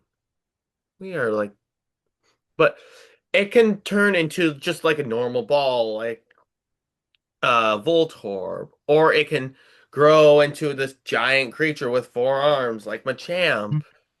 You know, so because of that, you don't want to give Ditto an overly complicated design. You want to give Ditto something simple, something that can show, hey, it can still mold. Mhm. So I would, that's why I would put the design for Ditto into play.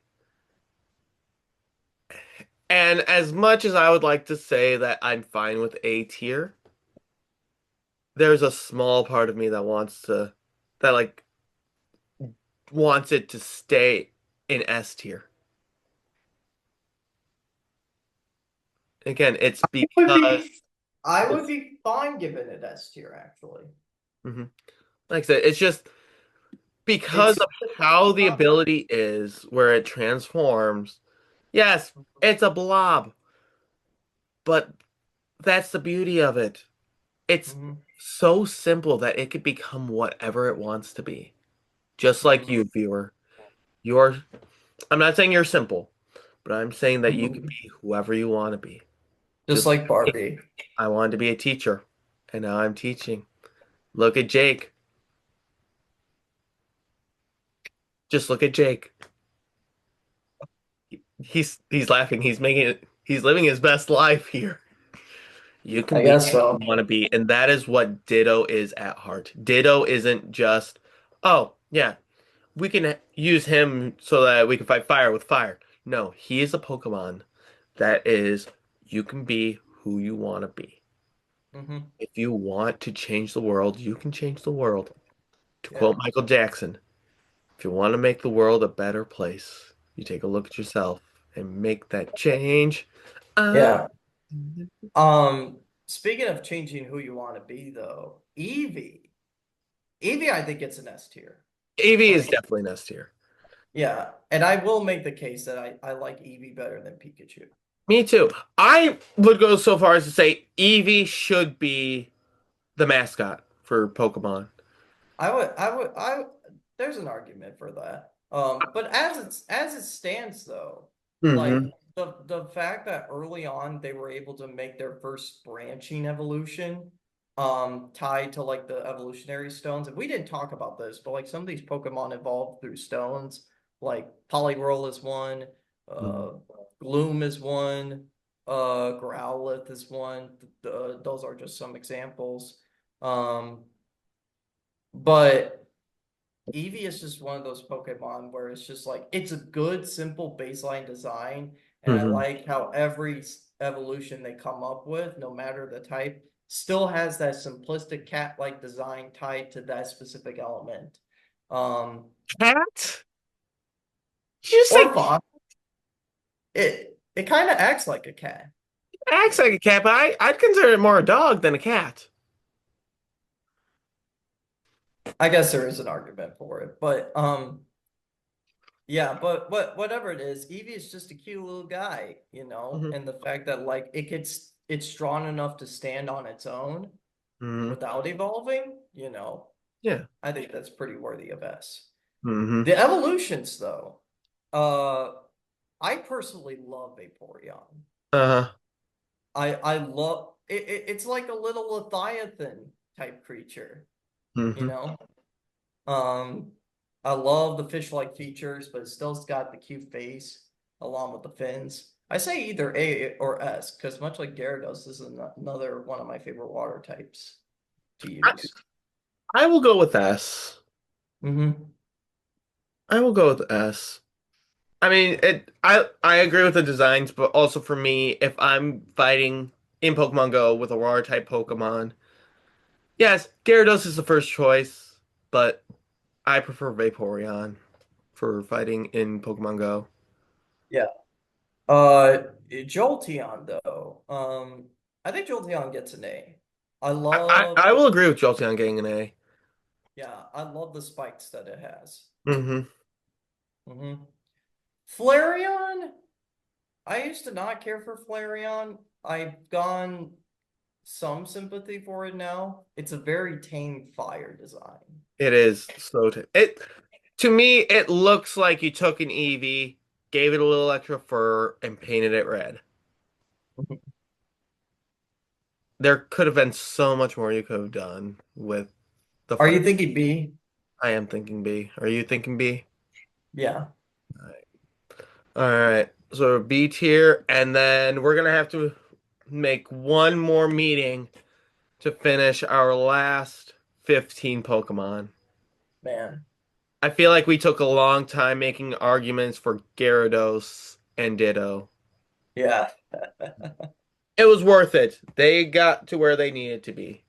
Mhm. All right. So, Be right back. yep, be right back for one last time for today. All right. This should be our last meeting. We've only got 15 more Pokemon left, so let's get this done. Okay. Porygon. I like Porygon. I I, do I like like how Porygon you, some. yeah, I like how you could get it at the game corner as a Mhm. prize.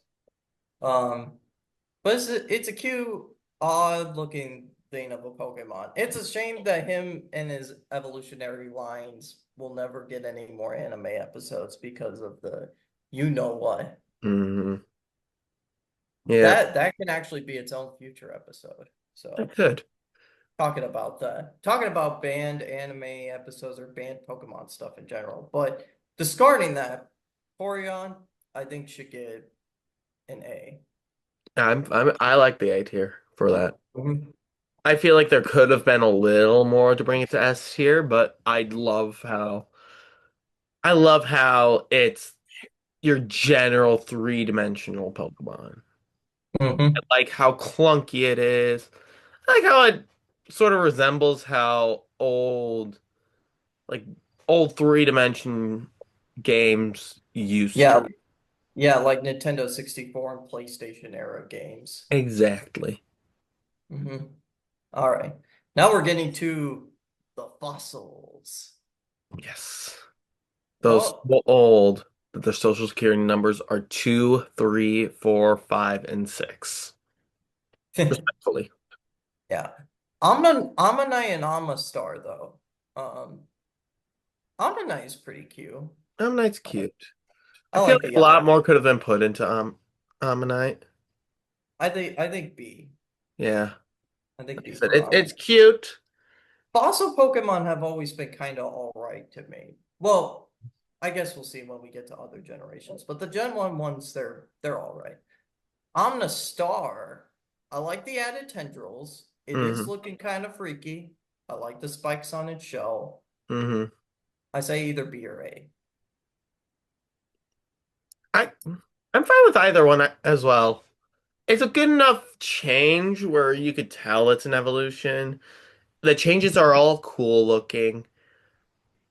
I wouldn't say it's, I don't know, it's like on that threshold. hmm What do you say? More B or A? I say B. B. Okay.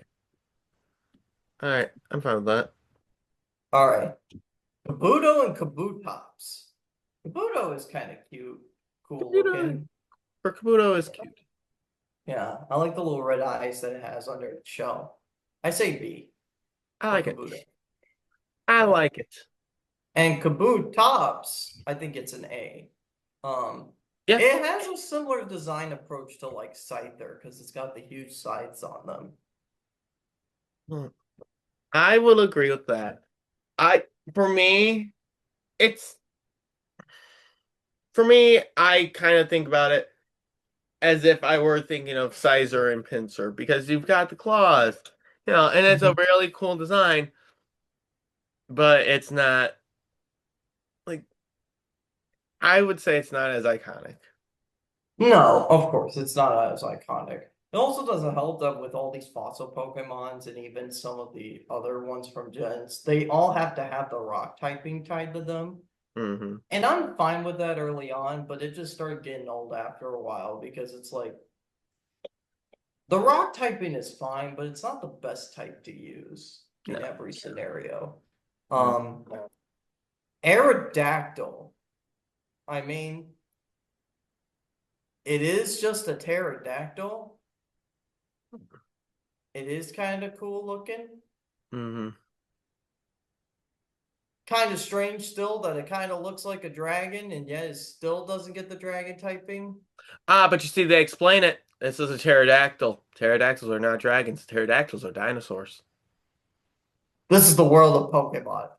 And like dragons are still like reptilian creatures and dinosaurs are also reptilian creatures.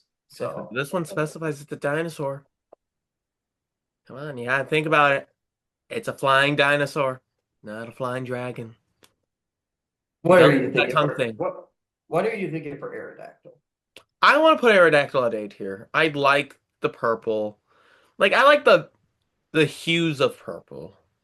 I like the Yeah. fact that the tail's pointed as if it were, like the devil. And out of all the fossil Pokemon, like yes, I get it. The first two are like actual fossils. I like the fact that this one's a dinosaur. Hmm. So I would like to put this on A tier. I'm fine with A for Aerodactyl. Hmm. Not P, or not for P for pterodactyl. Yeah, but whatever. Anyways, Aerodactyl's all right. Hmm. I think it's fine. You know, I didn't talk about this in our last episode, but like I would like to make an argument for Pikachu wanting A tier, and that is the fact that like in Gen 1, the old design for Pikachu is just like kind of chubby. And So it if and we it still had that design, yes. But because it's this design, I want to keep it at B. yeah, but I say that because Snorlax is my favorite Gen 1 Pokemon. Like, Hmm. and I know, and I'll let you explain like why you like the Pokemon, but for me, like, I just like how this sleeping Pokemon is just so strong, and the fact that you could catch it like two different times in like the Gen 1 games. The fact that like this is the original blocking your route Pokemon in such a clever fashion too. But besides that, it's just a hungry guy that just likes to sleep. He's just a very chill guy, and yet he's the absolute tank in the party. Like really great defensive Pokemon, but also can hit back pretty hard. And I actually the design of the Pokemon I've learned is actually mimicked after one of the developers of Pokemon, one of the people from like Game Freak. Really? I'm sitting here Yes. like it's just a big teddy bear. It wants a hug. Hmm. But I agree. It's And got I love the closed eyes too. You yeah. ever you ever seen the open eyes Snorlax from like Pokemon Stadium? Nope. I have Kind not. of freaky looking. Mm. I like Snorlax with his closed eyes. Mhm. No.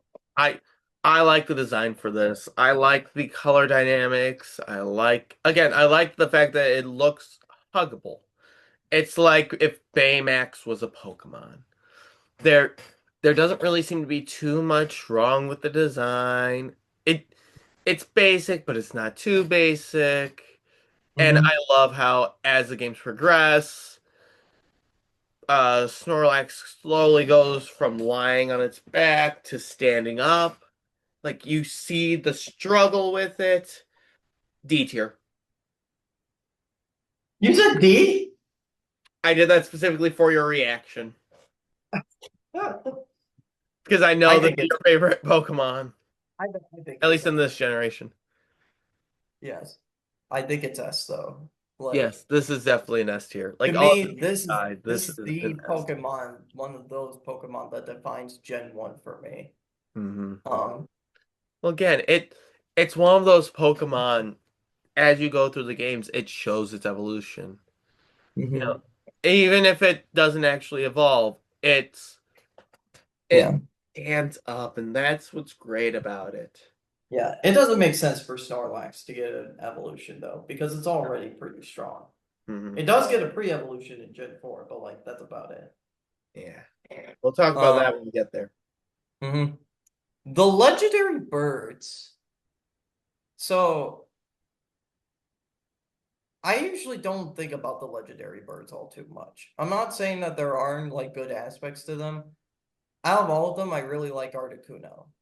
You know, Hmm. because it looks the most majestic out of all of them. Like I like how each of them are flying and are specified by a single type. For Articuno, it's flying and ice.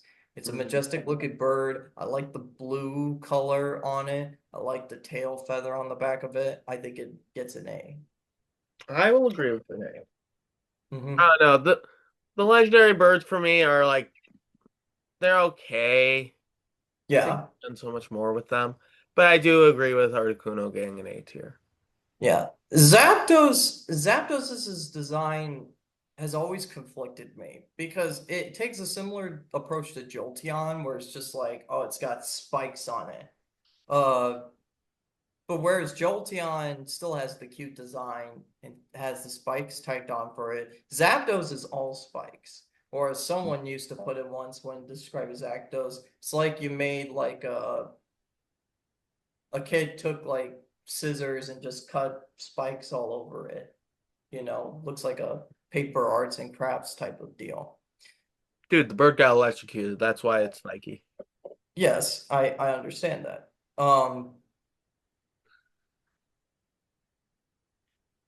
how do you feel about putting it at B? I'm fine with putting it at B. Like I said, I feel like there could have been a lot more with the designs. I feel like out of the three designs, this one, well, I don't know. I was gonna say out of the three designs, this one most closely resembles the typing. Hmm. You got the next one, and the Yeah. Moltres is another one that conflicts me. So I like the lore and the fact that like it's fired is like very sacred to the mm, region. Even in the anime, its fire is used to light the fire for like the Pokemon League, which I think is kind of cool. hmm But I'm not gonna lie and say that it looks like a rubber chicken that is caught on fire. hmm Well, so as someone who watches a lot of movies and consumes other sorts of Mhm. media, there have been so many better ways to represent fire wings. Mhm. Like off the top of my head, I can think of that Borderlands movie that came out last year. Spoilers for those of you who haven't seen it. Jake, have you seen it? No, but I don't mind if you spoil it. You don't mind. Okay, so basically, at the end, one of the characters ends up getting these fire wings, and they are really cool fire wings. They're like Mhm. well, not necessarily multicolored, but they're multi-hued to like reddish orange, Mhm. and it looks majestic. Yeah. With what's I also going with what's going on with Moltres, it's like it's the same thing I have with the Human Torch. I love the Human Torch. He is one of my favorite Fantastic Four characters. I just you set him on fire. That's the Mhm. same with Moltres. You set him on Yeah, they could have done the concept of a phoenix so much better, but I think fire. they capture it better a little bit in the next generation. But as it stands, I say either B or C for Moltres. I'm fine with C tier.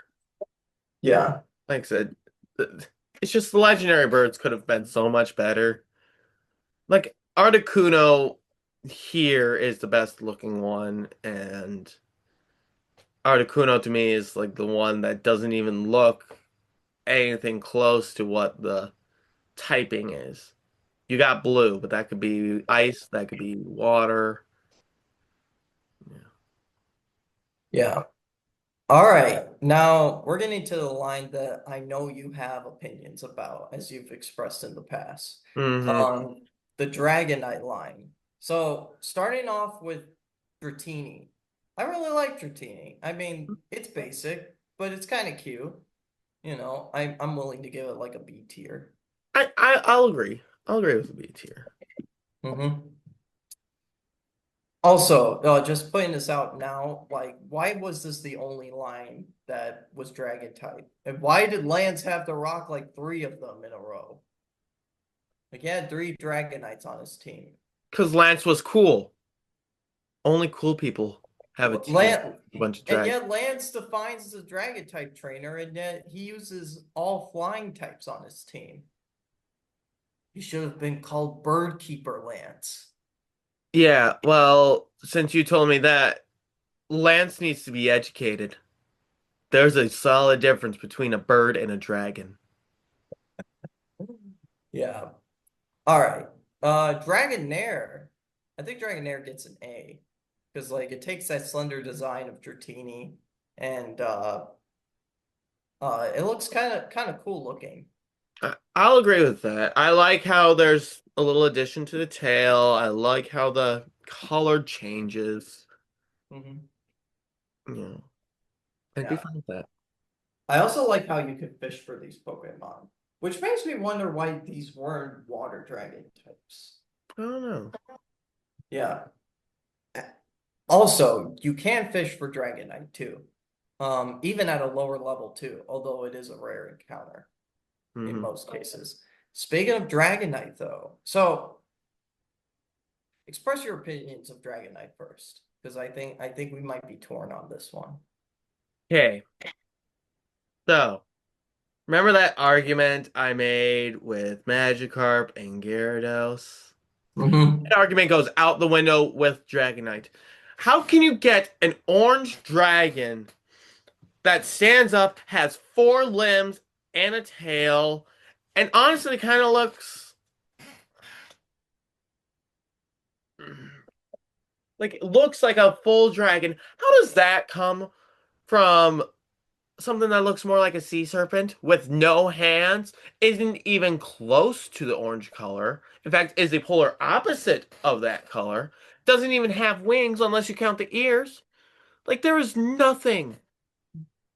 At least Golem had rocks. That's where it connects to Graveler and Geodude. Dragonite doesn't have anything to connect to Dragonair or Dratini. I don't understand why this is an evolution to those Pokemon. This is a solid D tier for me, and I will fight everyone on that. Okay. I would probably agree with you at the time because I found the drastic shift to be interesting because like this was the very first pseudo legendary Pokemon, which means they're pretty strong and are set to a base stat total of 600, but they're not as strong as a legendary Pokemon. Um, and I've always felt like that Dragonite was kind of strange compared to other pseudos that we would get afterwards. Throughout the years, though, and I hear other people's opinions of Dragonite, I started to turn around on it a little bit. I do think it's a drastic design, and I'm not sure if it would be one of my favorite Gen 1 Pokemon. Because, like, I like how this Barney looking Dragonite, you know, is somehow one of the strongest Pokemon that you can catch, and that you have to work for that.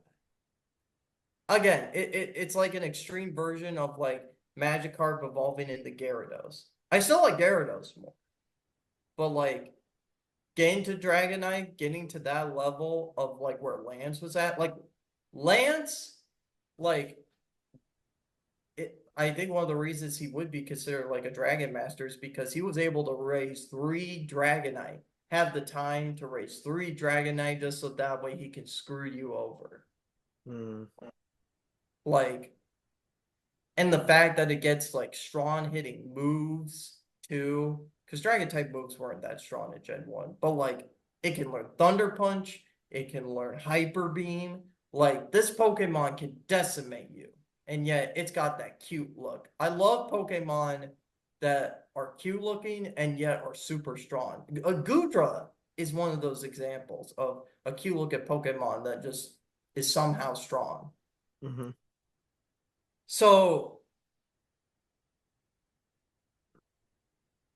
I want to give it B because I don't hate the design. I get the fact that like it's a drastic change, That is true. but It's like I I just don't see it in the same tier as like all the other guys. that's fair. I will adhere to D, put it at D. But I still think when you factor in the Pokemon it comes from, Hmm. there's absolutely nothing. It's like saying, you know, it's like if Pikachu suddenly evolved into Alakazam. Hmm. Actually, no, because you could still see that. It'd be like if Squirtle evolved into Venusaur. All right. All right, so now we are on our last two. Yeah, the two strongest Pokemon from those games at the time, and the two mysterious ones too. Hmm. So Mewtwo, the fact that like it's like a Mew clone, but not entirely, and Hmm. yet it's still super strong, and the fact that it gets so much lore behind it in the games, in all Hmm. types of different media. Well, I mean, Um, it's because Mewtwo's technically the final boss of Pokemon. yeah, yeah, that is true. It was one of the original final bosses of Pokemon. Um, I mean, assuming you didn't get the Master Ball. Oh, I gave mine to a Rattata. Yeah, but you if you didn't bring a Master Ball with you, you know, you got a very grueling battle ahead of you.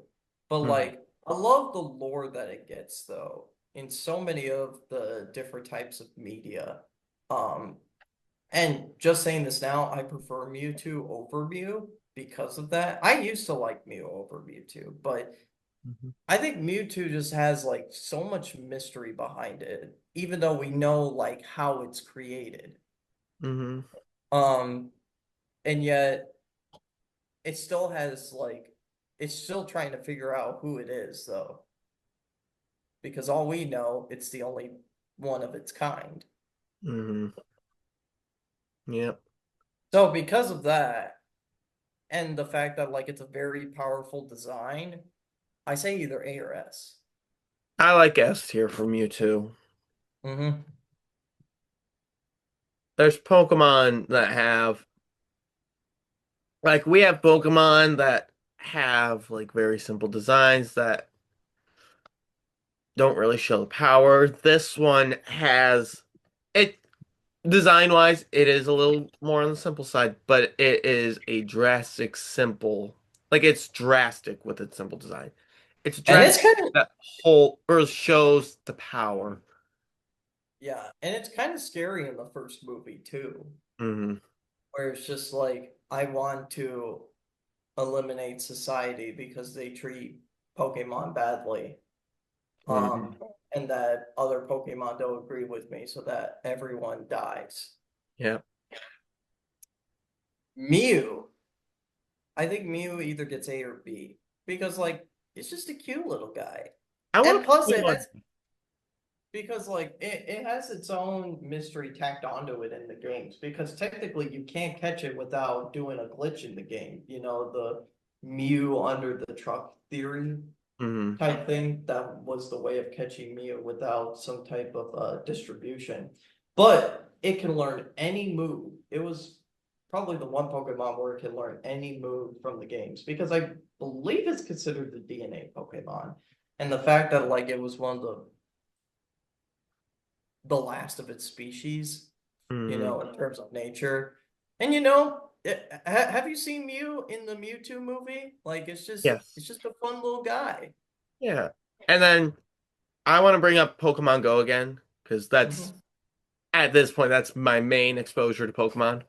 Hmm. When you catch Mew and Mewtwo, or well, Mew. When you catch Mew in Pokemon Go, you're not necessarily like it's not just Mew's design, it's Mew's invisible when you're Hmm. catching Mew.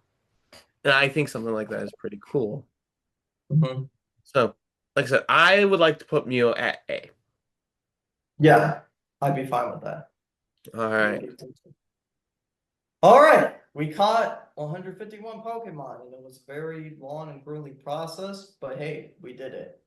Yep. And then in the future, we've decided that when we are doing tier lists like these, we will have Hmm. these as longer specials because I Hmm. think this episode is hitting over 2 hours. Yeah, And then in the future, I'm going to combine last episode with this episode and a little bit of a compilation. That way we have the full tier list together showing hmm, our full ideas on this. yeah. But Um, but we will continue to do future Pokemon tier lists. mhm, We plan on spreading these out in between, we do. because like as it stands, it takes a long process. Yep. But Not I only like that, but I we're like. also thinking about making tier lists for some other things as well. Mhm. But I do feel like we get to those after we get through a couple more Pokemon tier lists. Sure. Um, the next time we do come back to Pokemon, we be hitting with Gen 2, which doesn't have as large of a dex as Gen 1, but I'm sure we have some opinions on those. Overall, I like this tier. Yep. I'm okay with this. I'm You quickly know. taking a screenshot of this because there's a section on this website that says view community rank. Hmm.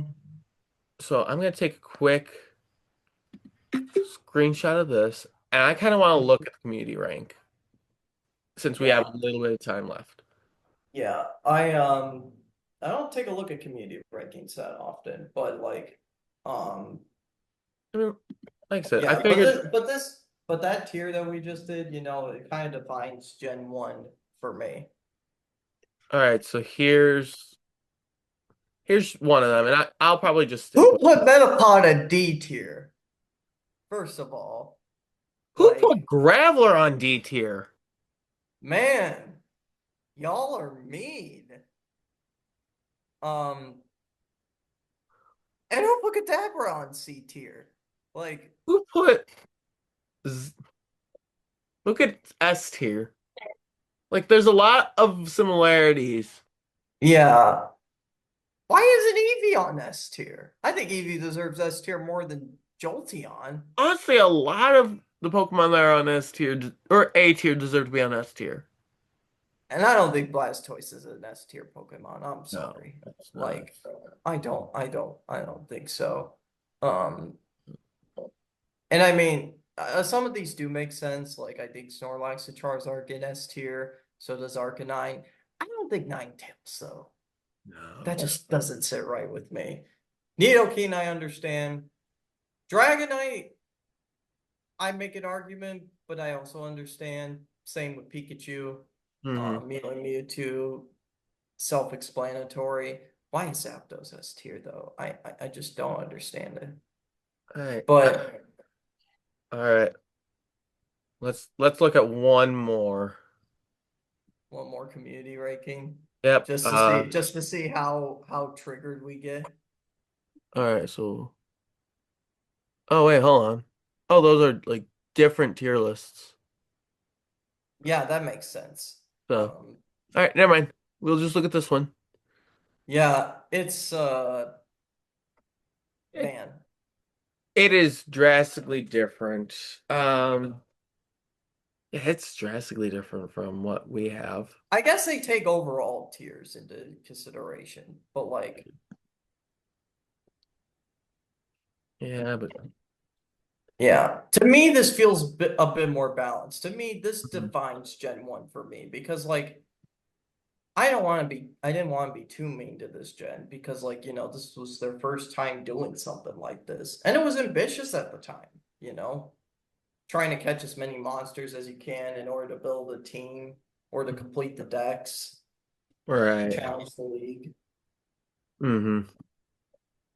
To me, I this defines Gen 1 for me, and like I'm fine with D tier being as small as it is because of that.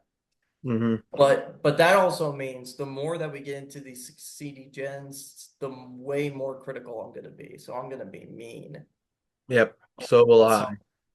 So, So mhm. will I. In our future tier lists, if Snorlax comes back up, Snorlax is D tier. I'm kidding with that one. I actually like Snorlax. Um, Yeah, but Snorlax is the goat. yep. But with that, I'd say this is a great stopping point. Again, because this is a longer episode, Jake and I have agreed that the next two episodes, we're going to try to keep them shorter with like small topics. Yeah. We In can fact, hit.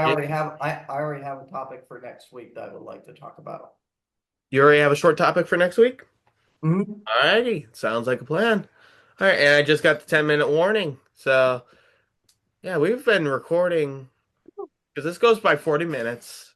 I've been pretty We much stopping at record we 35. recorded we recorded for like 2.5 hours Yeah, almost. actually a little more because we started recording a little before 10 and it's right now 12:30. So, Yeah. Already. all right, well, but with that, I'm Xavier Dean. And I'm Jacob Green. And again, sorry for keeping you in suspense for so long. If it makes you feel any better, we were in more suspense. You guys got 1 week. We had 2 weeks difference. But with that, we will see you next week with a brand new, shorter episode. Then after those two, we'll go back to our normal 1 hour-ish episodes.